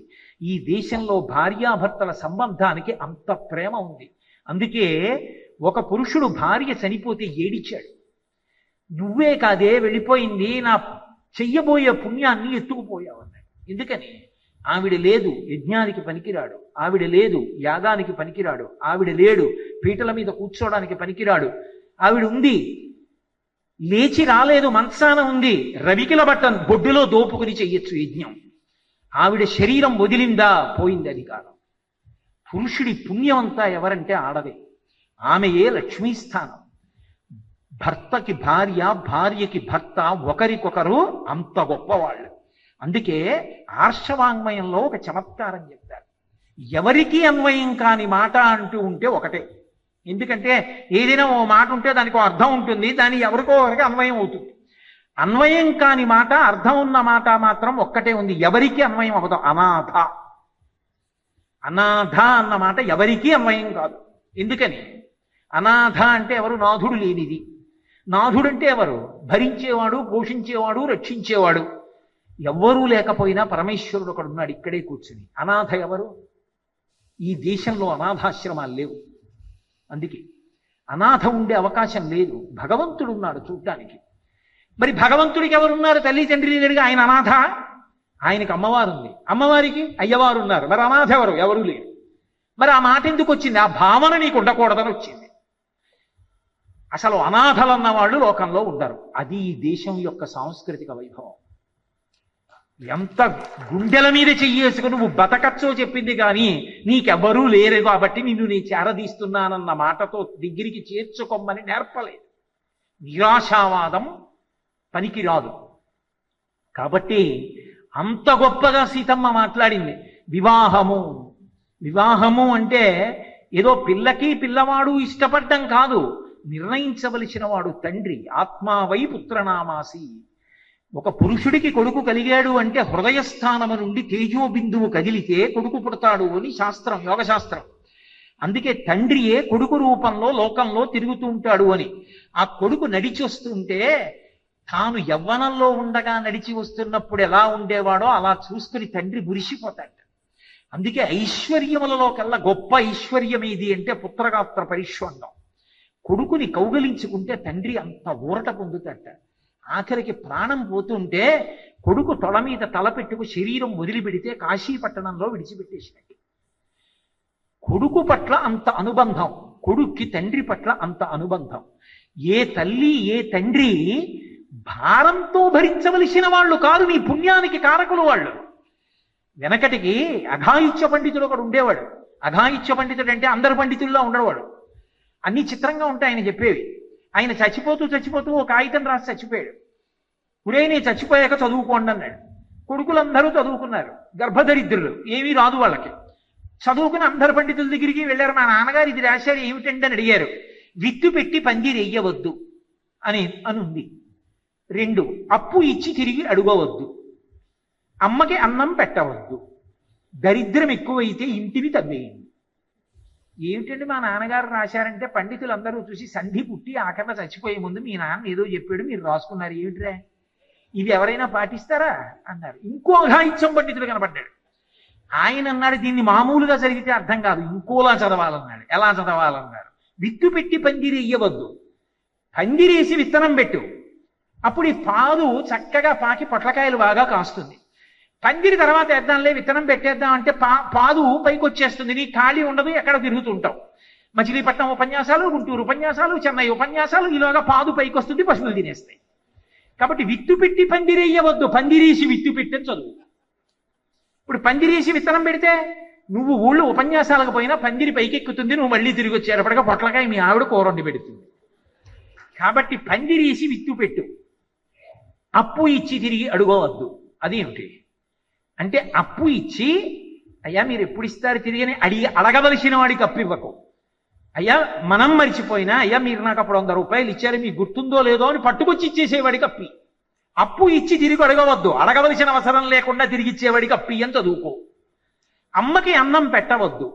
అదేమిటి? అమ్మకి నేను అన్నం పెడుతున్నానని జీవితంలో ఎప్పుడూ అనుకోకు. అమ్మ చేతి అన్నం నేను తింటున్నాను అనుకో. ఎన్నేళ్ళు వచ్చినా అమ్మ చేతితో అన్నం పెడితే నీ అదృష్టం. ఎందుకని? అమ్మా నాన్నని అనాథాశ్రమంలో పెడతానండి, వృద్ధాశ్రమంలో పెడతానండి అంటే వాడి కర్మ. ఎందుకని? భూప్రదక్షిణ శక్కేషు కాశీయాత్రాయుతేనచ. భూమికి 6 మాటలు ప్రదక్షిణం చేస్తే, కాశీయాత్ర చేసి 9 రోజులుంటే, సేతు స్నానం చేస్తే ఎంత పుణ్యమో అమ్మ చుట్టూ తిరిగి ఒక్క నమస్కారం చేస్తే అంత పుణ్యం. అమ్మ ఎంత అనారోగ్యంతో ఉంది కాదు, అమ్మ బ్రతికుండడం కొడుకు అదృష్టం. అమ్మ లాంటి వ్యక్తి జీవితంలో ఎక్కడుంటుంది? కొడుకు తింటే చాలు మురిసిపోతుంది. తను చచ్చిపోతున్నా కూడా కొడుకు బ్రతికుండాలని కోరుకుంటుంది. ఆ కొడుకు కోసం అంత పరితపించిపోతుంది తల్లి. ఏదో మోట కథ ఒకటి చెప్తూ ఉంటారు. వేశ్య దగ్గరికి వెడితే ఆ వేశ్యకి ఆ వచ్చిన విటుడి తల్లి మీద క్రోధం. మీ అమ్మ గుండె పట్టుకొస్తే నువ్వు నా దగ్గరికి రా అంది. వాడు వెళ్ళి అమ్మ నిద్రపోతూ ఉంటే వేశ్య యొక్క సుఖం కోసమని అమ్మ గుండెలు కోసి అమ్మ గుండె పట్టుకు పరిగెడుతున్నాడు వేశ్య దగ్గరికి. ఇంకా కొద్దిగా లబ్ డబ్ లబ్ డబ్ అంటోంది. గడప తన్నుకు పడిపోయాడు తొందరలో. చేతిలోంచి కింద పడ్డ అమ్మ గుండె అందిట, నాన్న దెబ్బ తగిలిందా అంది. అది అమ్మ అంటే. అమ్మ అంటే రాశీభూతమైన ప్రేమ. అటువంటి అమ్మా నాన్న దైవస్వరూపాలవి. తండ్రికి తెలుసు నీ పక్కన ఎవరుండాలో భార్యగా, ఆయన నిర్ణయం చెయ్యాలి. శ్రీరామాయణం మనకి నేర్పింది. అందుకే రామచంద్రమూర్తి కళ్యాణంలో ధనుర్భంగం చేసినంత మాత్రం చేత సీతమ్మని స్వీకరించలేదు. క్షత్రియుడు కనుక, విశ్వామిత్రుడు చూపించమంటే జనకుడు చూపించాడు కనుక ధనస్సును ఎక్కుపెట్టాడు. శివధనుర్భంగం అయింది. గబగబా బంగారు కలశలో నీళ్లు పట్టుకుని పరిగెత్తుకొచ్చాడు జనక మహారాజు. ఎవరు శివధనుస్సును ఎక్కువ పెడతారో వాళ్ళకి బిడ్డనిస్తానన్నాను. శివధనుర్భంగం చేశాడు రాముడు, కాబట్టి నేను కన్యాదానం చేస్తానని చెప్పి నీటి పాత్ర పట్టుకుని వచ్చాడు. ఈ మాట బాలకాండలో చెప్పలా మహర్షి. అనసూయమ్మతో సీతమ్మ చెప్తుంది. రాముడు అన్నాడు, పిల్లనివ్వడానికి మీరెవరు, పిల్లని పుచ్చుకోవడానికి నేనెవరు? దీయమానాం నతుతదా ప్రతిజగ్రాహ రాఘవ. అవిజ్ఞాయ పితుశ్చంద అయోధ్యాధిపతే ప్రభోహో, నన్ను కన్న తండ్రి ఒకడు ఉన్నాడు, ఆయన అయోధ్యాధిపతి దశరథ మహారాజు గారు. ఆ దశరథ మహారాజు గారు అంగీకరిస్తే పిల్లని తీసుకుంటారు. ఆయన వచ్చి చూసి, నాన్న ఈ పిల్ల నీకు భార్యగా ఉండడానికి తగినదిరా అని అంటే పాణిగ్రహణం చేస్తాను, పరమ సంతోషంగా నా జీవితంలోకి ఆహ్వానిస్తాను. నిర్ణయించవలసినది మా నాన్నగారు, నా భార్య ఎవరో నిర్ణయించుకునే అధికారం నాది కాదు. అంతకన్నా తండ్రికి అవమానం ఇంకొకటి లేదు. అందుకని నేను చెయ్యను ఈ పని, ఇది జాతి సంస్కృతి. కబురు చేయండి దశరథ మహారాజు గారికి, ఇక్కడే ఉంటానన్నాడు. కబురు చేశారు దశరథుడికి. వచ్చాడు దశరథ మహారాజు గారు, కూర్చున్నారు జనకుడు దశరథుడు. వాళ్ళిద్దరూ కాదు నిర్ణయం చేసుకోవలసింది, ఆ రెండు వంశాలు వియ్యం అందచ్చా, పెద్దలు నిర్ణయం చెయ్యాలి. శుభలే, ముందే వాళ్ళిద్దరూ పెళ్లికి అన్ని విధాలా సిద్ధపడిపోయి కలిసి తిరిగేసి అన్నీ అయిపోయాక పెద్దలు నిశ్చయించినారు. ఆమె ఏతత్స ముహూర్తమనక తామెల్లరూ విచ్చేసి బంధుమిత్ర సప్రమారముగా మదర్పిన చందనతాంబూలాది సత్కారమునగైకొని మమ్మానందింపచేయు ప్రార్థన అని చెప్పి ఎవరి చెప్పవాడు పట్టుకుని వస్తే బూట్లు వేసుకున్నవాడు దిక్కుమాలిన వాడికి పెట్టినట్టు గరిటెలతో పెడతాడని పెట్టడం కాదు ఈ దేశ సంస్కృతి. కూర్చోబెట్టి అన్నం పెట్టడం కడుపు నిండా. అందుకని నిజంగా దశరథ మహారాజు గారు వస్తే జనకుడు దశరథుడు కాడు మాట్లాడుకున్నది. దశరథ మహారాజు గారి పనుపున వశిష్ఠుడు మాట్లాడాడు, జనక మహారాజు గారి పనుపున శతానందుడు మాట్లాడాడు, గౌతమ మహర్షి యొక్క కుమారుడు. రెండు వంశములు ఒకదానికొకటి సరిపోతాయా? నన్ను ఇందాక ఎవరో వాళ్ళ ఇంటికి తీసుకెడుతూ ఒక ఆయన వాళ్ళ వంశంలో 6 చెప్పాడు, తండ్రి తాత ముత్తాత పైవాళ్ళు. నీ మురిసిపోయా, 3 తరాలు గుర్తుండని రోజుల్లో 6 తరాలు చెప్తున్నారు, చాలా సంతోషం అండి అన్నాను. అలా ఇదిగో ఈ వంశం ఎంత గొప్పదో తెలుసా? మహానుభావుడు వశిష్ఠుడు చెప్పాడు, దశరథ మహారాజు గారి వంశం ఎంత గొప్పది అంటే మొట్టమొదట అవ్యక్తము. అవ్యక్తము అంటే అసలు ఏమీ ప్రపంచం ఏర్పడలేదు. అవ్యక్తము నుండి మరీచి, మరీచి నుండి అవ్యక్తము నుండి చతుర్ముఖ బ్రహ్మ, చతుర్ముఖ బ్రహ్మ నుండి మరీచి, మరీచి నుండి కశ్యపుడు, కశ్యపునకు సూర్యుడు, సూర్యునకు మనువు, మనువుకి ఇక్ష్వాకు, ఇక్ష్వాకుకు కుక్షి, కుక్షికి వికుక్షి, వికుక్షికి బాణుడు, బాణుడికి అనరణ్యుడు, అనరణ్యుడికి పృథువు, పృథువికి త్రిశంకుడు, త్రిశంకుకి యువనాశ్యుడు లేక దుందుమారుడు, ఆ దుందుమారుడికి ధ్రువసంధి, సుసంధి, శుభసంధికి ధ్రువసంధి, ధ్రువసంధికి ప్రసేనజిత్, ఆ మళ్ళీ ఆ సుసంధి ప్రసేనజిత్తుల్లో ప్రసేనజిత్తుకి భరతుడు, భరతునికి అసితుడు, అసితునికి సగరుడు, సగరునికి అసమంజసుడు, అసమంజసునికి అంశుమంతుడు, అంశుమంతునికి సగరుడు, అంశుమంతుడు, అంశుమంతునికి దిలీపుడు, దిలీపునికి భగీరథుడు, భగీరథునికి కకుత్సుడు, కకుత్సునికి రఘువు, రఘువుకి ప్రవృద్ధుడు, ప్రవృద్ధునికి శంఖనుడు, శంఖనుడికి సుదర్శనుడు, సుదర్శనుడికి శీఘ్రగుడు, శీఘ్రగునికి అగ్నివర్ణుడు, అగ్నివర్ణునికి మరుడు, మరునికి ప్రశుశ్రుకుడు, ప్రశుశ్రుకునికి అంబరీషుడు, అంబరీషునికి యయాతి, యయాతికి నాభాగుడు, నాభాగునికి నహుషుడు, నహుషునికి మళ్ళీ అజమహారాజు, అజమహారాజుకి దశరథ మహారాజు, దశరథ మహారాజు గారి కొడుకులు రామలక్ష్మణ భరత శత్రుఘ్నులు, పెద్దవాడు రాముడు. నీ పిల్ల సీతనిస్తావా? విన్నాడు ఇక్ష్వాకు వంశాన్నంతటిని. అబ్బా ఏమి వంశం! పొంగిపోయాడు జనక మహారాజు గారు. జనక మహారాజు గారి వంశం చెప్పొద్దు, శతానందుడు లేచాడు. ఎంత గొప్పదో తెలుసా జనకుల వంశం?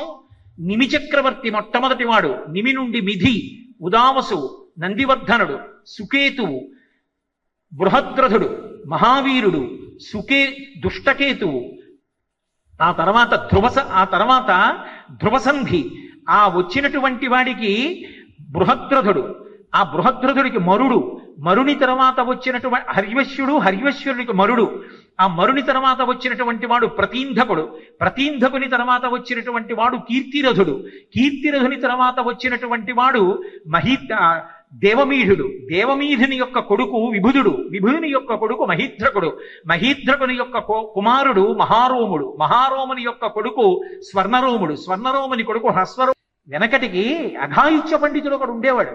అఘాయిత్య పండితుడు అంటే అందరు పండితుల్లో ఉండేవాడు. అన్ని చిత్రంగా ఉంటాయి ఆయన చెప్పేవి. ఆయన చచ్చిపోతూ ఓ కాగితం రాసి చచ్చిపోయాడు.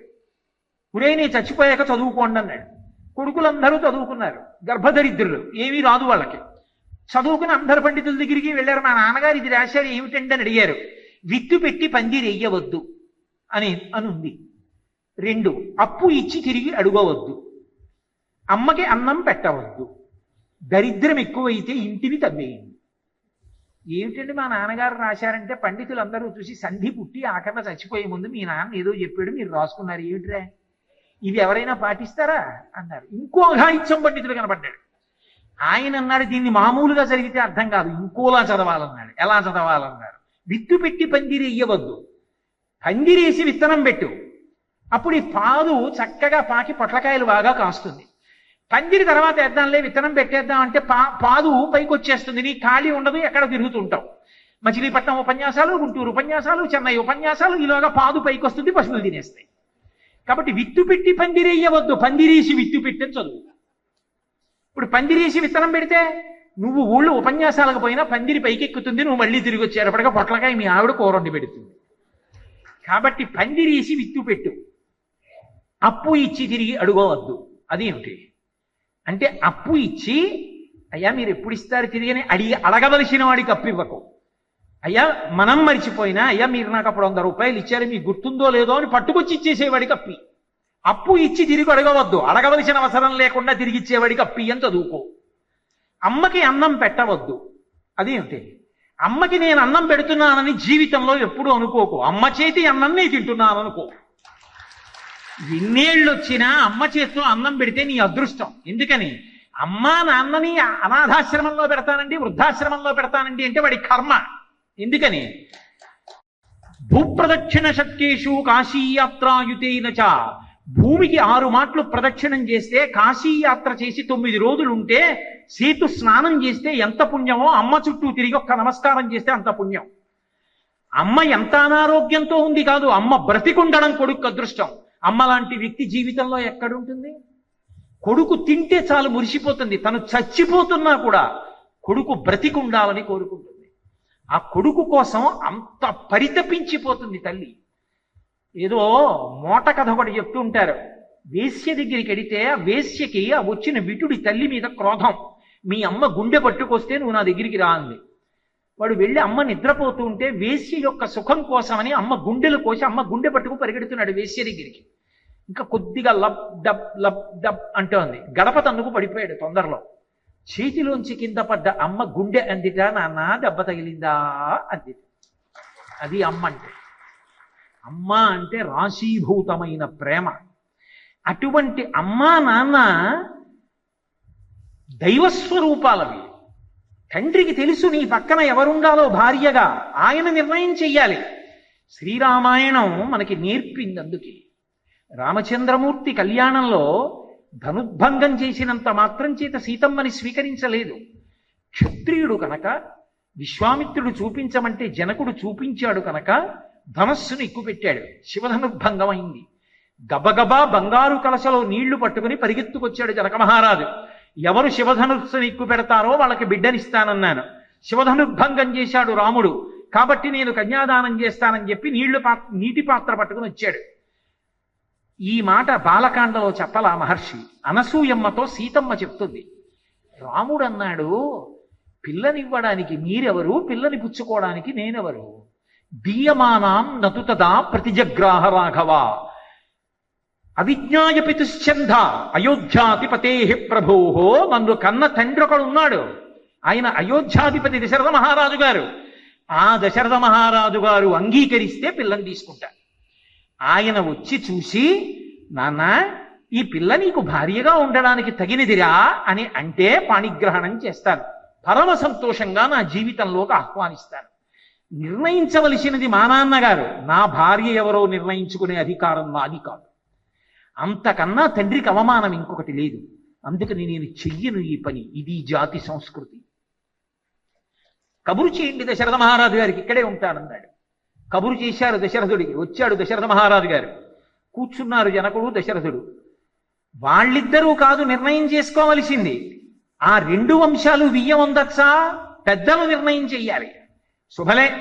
ముందే వాళ్ళిద్దరూ పెళ్లికి అన్ని విధాలా సిద్ధపడిపోయి కలిసి తిరిగేసి అన్నీ అయిపోయాక పెద్దలు నిశ్చయించినారు గాన ఏతత్స ముహూర్తమనక తామెల్లరూ విచ్చేచ బంధుమిత్ర సప్రమారముగా మదర్పిత చందనతాంబూలాని సత్కారములను గైకొని మమ్మానందింపచేయు ప్రార్థన అని చెప్పి ఎవరి చెప్పవాడు పట్టుకుని వస్తే బూట్లు వేసుకున్నవాడు దిక్కుమాలిన వాడికి పెట్టినట్టు గరిటెలతో పెడతాడని పెట్టడం కాదు ఈ దేశ సంస్కృతి.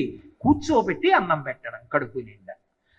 అందుకని నిజంగా దశరథ మహారాజు గారు వస్తే జనకుడు దశరథుడు కాడు మాట్లాడుకున్నది. దశరథ మహారాజు గారి పనుపున వశిష్ఠుడు మాట్లాడాడు, జనక మహారాజు గారి పనుపున శతానందుడు మాట్లాడాడు, గౌతమ మహర్షి యొక్క కుమారుడు. రెండు వంశములు ఒకదానికొకటి సరిపోతాయా? నన్ను ఇందాక ఎవరో వాళ్ళ ఇంటికి తీసుకెడుతూ ఒక ఆయన వాళ్ళ వంశంలో 6గురిని చెప్పాడు, తండ్రి తాత ముత్తాత పైవాళ్ళు. నేను మురిసిపోయా. 3 తరాలు గుర్తుండని రోజుల్లో 6 తరాలు చెప్తున్నారు, చాలా సంతోషం అండి అన్నాను. అలా ఇదిగో ఈ వంశం ఎంత గొప్పదో తెలుసా? మహానుభావుడు వశిష్ఠుడు చెప్పాడు, దశరథ మహారాజు గారి వంశం ఎంత గొప్పది అంటే మొట్టమొదట అవ్యక్తము. అవ్యక్తము అంటే అసలు ఏమీ ప్రపంచం ఏర్పడలేదు. అవ్యక్తము నుండి మరీచి, మరీచి నుండి అవ్యక్తము నుండి చతుర్ముఖ బ్రహ్మ, చతుర్ముఖ బ్రహ్మ నుండి మరీచి, మరీచి నుండి కశ్యపుడు, కశ్యపునకు సూర్యుడు, సూర్యునకు మనువు, మనువుకి ఇక్ష్వాకు, ఇక్ష్వాకుకు కుక్షి, కుక్షికి వికుక్షి, వికుక్షికి బాణుడు, బాణుడికి అనరణ్యుడు, అనరణ్యుడికి పృథువు, పృథువికి త్రిశంకుడు, త్రిశంకుకి యువనాశ్యుడు లేక దుందుమారుడు, ఆ దుందుమారుడికి ధ్రువసంధి, సుసంధి, శుభసంధికి ధ్రువసంధి, ధ్రువసంధికి ప్రసేనజిత్, ఆ మళ్ళీ ఆ సుసంధి ప్రసేనజిత్తుల్లో ప్రసేనజిత్తుకి భరతుడు, భరతునికి అసితుడు, అసితునికి సగరుడు, సగరునికి అసమంజసుడు, అసమంజసునికి అంశుమంతుడు, అంశుమంతునికి సగరుడు, అంశుమంతుడు, అంశుమంతునికి దిలీపుడు, దిలీపునికి భగీరథుడు, భగీరథునికి కకుత్సుడు, కకుత్సునికి రఘువు, రఘువుకి ప్రవృద్ధుడు, ప్రవృద్ధునికి శంఖనుడు, శంఖనుడికి సుదర్శనుడు, సుదర్శనుడికి శీఘ్రగుడు, శీఘ్రగునికి అగ్నివర్ణుడు, అగ్నివర్ణునికి మరుడు, మరునికి ప్రశుశ్రుకుడు, ప్రశుశ్రుకునికి అంబరీషుడు, అంబరీషునికి యయాతి, యయాతికి నాభాగుడు, నాభాగునికి నహుషుడు, నహుషునికి మళ్ళీ అజమహారాజు, అజమహారాజుకి దశరథ మహారాజు, దశరథ మహారాజు గారి కొడుకులు రామలక్ష్మణ భరత శత్రుఘ్నులు, పెద్దవాడు రాముడు. నీ పిల్ల సీతనిస్తావా? విన్నాడు ఇక్ష్వాకు వంశాన్నంతటిని. అబ్బా ఏమి వంశం! పొంగిపోయాడు జనక మహారాజు గారు. జనక మహారాజు గారి వంశం చెప్పద్దు, శతానందుడు లేచాడు. ఎంత గొప్పదో తెలుసా జనకుల వంశం? నిమి చక్రవర్తి మొట్టమొదటి వాడు. నిమి నుండి మిధి, ఉదావసు, నందివర్ధనుడు, సుకేతువు, బృహద్రథుడు, మహావీరుడు, దుష్టకేతువు, ఆ తర్వాత ధ్రువసంధి, ఆ వచ్చినటువంటి వాడికి బృహద్రథుడు, ఆ బృహద్రథుడికి మరుడు, మరుని తర్వాత వచ్చినటువంటి హర్యశ్వరుడు, హర్యశ్వరుడికి మరుడు, ఆ మరుని తర్వాత వచ్చినటువంటి వాడు ప్రతీంధకుడు, ప్రతీంధకుని తర్వాత వచ్చినటువంటి వాడు కీర్తిరథుడు, కీర్తిరథుని తర్వాత వచ్చినటువంటి వాడు దేవమీఢుడు, దేవమీఢుని యొక్క కొడుకు విభుదుడు, విభుదుని యొక్క కొడుకు మహీధ్రకుడు, మహీధ్రకుని యొక్క కుమారుడు మహారోముడు, మహారోముని యొక్క కొడుకు స్వర్ణరోముడు, స్వర్ణరోముని కొడుకు హ్రస్వరోముడు, హ్రస్వరోమునికి 2 కుమారులు, జనక మహారాజు గారు, కుశధ్వజుడు. జనక మహారాజు గారికి 2 బిడ్డలు, సీత, ఊర్మిళ. కుశధ్వజుడికి 2 బిడ్డలు, మాండవి, శృతకీర్తి. కాబట్టి ఈ వంశం ఇంత గొప్పది. ఈ 2 వంశాలు వియ్యముందచ్చా? వశిష్ఠుడు శతానందుడు కలిపి నిర్ణయం చేశారు. విశ్వామిత్రుడు ఆశీర్వదించాడు. అప్పుడు మా కళ్యాణం అయిందమ్మా. ఇదంతా నడిచి దశరథ మహారాజు గారు అంగీకరించే పర్యంతము మా వివాహము జరగలేదు అంది. అంటే ఎవరు వివాహం నిర్ణయించవలసినది? తల్లిదండ్రులు నిర్ణయించాలి, పెద్దలు నిర్ణయించాలి. మనకి రామాయణాది కావ్యములు తరతరాలుకి సీతారాముల్లా బతకండి అని శుభలేఖ మీద ఇప్పటికీ జానక్యాహ కమలామలంజలిపుటేయాహ పద్మరాగాయితాహ న్యస్తా రాఘవ మస్తకే చ విలసత్కుంద ప్రసూనాయితాహ స్రస్తాశ్యామల కాయకాంతి కలితాయ ఇంద్ర నీలాయితాహ ముక్తాస్తా శుభదా భవంతు భవతాం శ్రీరామ వైవాహికాహ అని ఆ సీతారాములు పోసుకున్నటువంటి తలంబ్రాలతో కూడుకున్నటువంటి మంగళ శ్లోకంతో సీతారాముల ముద్రతో శుభలేఖ వేస్తాం తప్ప సీతారాముల ముద్ర లేని శుభలేఖ వెయ్యకూడదు అని కామకోటి పీఠాధిపత్యం వహించిన మహాపురుషుడు చంద్రశేఖరేంద్ర సరస్వతి స్వామి లోకానికి సూచన చేశారు. అంత గొప్ప దాంపత్యం సీతారాములంటే ఎంత పక్క పక్కనున్నారన్నది కాదు, ఎంత ఒకరి మనసులు ఒకరి యందున్నాయన్నది ప్రధానం. హనుమ అంటారు సుందరకాండలో, అస్యా దేవ్యా మనస్తస్మిన్ తస్య చాస్యాం ప్రతిష్ఠితం తేజేయం చతుర్మాత్మా ముహూర్తం అభిజీవతి అంటారు. సీతమ్మ మనసు రాముడి దగ్గర, రాముడి మనసు సీతమ్మ దగ్గర ఉన్నాయి కాబట్టి ఇద్దరు బతికారు. ఎవరి మనసులు వాళ్ళ దగ్గర ఉంటే వీళ్ళిద్దరూ శరీరాలు విడిచిపెట్టేవారంటారు. దాంపత్యం అంటే ఈమె మనసు ఆయన వద్ద, ఆయన మనసు ఈమె వద్ద ఉండాలి. అలా బ్రతకగలిగిన వాళ్ళెవరో వాళ్ళు దంపతులు. ఆదర్శ దాంపత్యం అంటే ఏమిటో, వివాహం అంటే ఏమిటో, స్త్రీ పురుషులు కలిసి బ్రతకడం అంటే ఏమిటో, అది ఎటువంటి పురుషార్థములను సాధించుకోవాలో, ఆమె ఎంత గొప్ప ధర్మపత్నియో, ఇద్దరూ కలిసి ప్రస్థానం చేసి పరమేశ్వరుణ్ణి ఎలా చేరుకోవాలో మనకి భారతీయ సాంస్కృతిక వైభవంగా నిరూపణం చేసినటువంటి ఆర్ష వాంగ్మయ అంతర్భాగాలు రామాయణ భారత భాగవతాది గ్రంథములు. అటువంటి గ్రంథములు పరమ పూజనీయములు. పిల్లలు పెద్దలు అందరూ రామాయణ భారత భాగవతాది గ్రంథములను పఠించి దాని వలన స్ఫూర్తి పొంది భారతీయ సాంస్కృతిక వైభవము నిరాఘాటంగా జీవనదిలా ప్రవహించి ప్రపంచ దేశములన్నిటి చేత నమస్కరింపబడి కీర్తింపబడేటటువంటి ఈ స్థితి ఎప్పటికీ కొనసాగేటట్టుగా ఈశ్వరుడు తన యొక్క నిర్హేతుక కృపాకటాక్ష వీక్షణముల చేత అనుగ్రహించుగాక అని స్వామి పాదములకు సాంజలి బంధకంగా నమస్కరిస్తూ 2 రోజుల పాటు నేను చేసిన ప్రసంగాల్ని భక్తి శ్రద్ధలతో విన్న మీ అందరికీ నా హృదయపూర్వకమైన కృతజ్ఞతలను ఆవిష్కరిస్తూ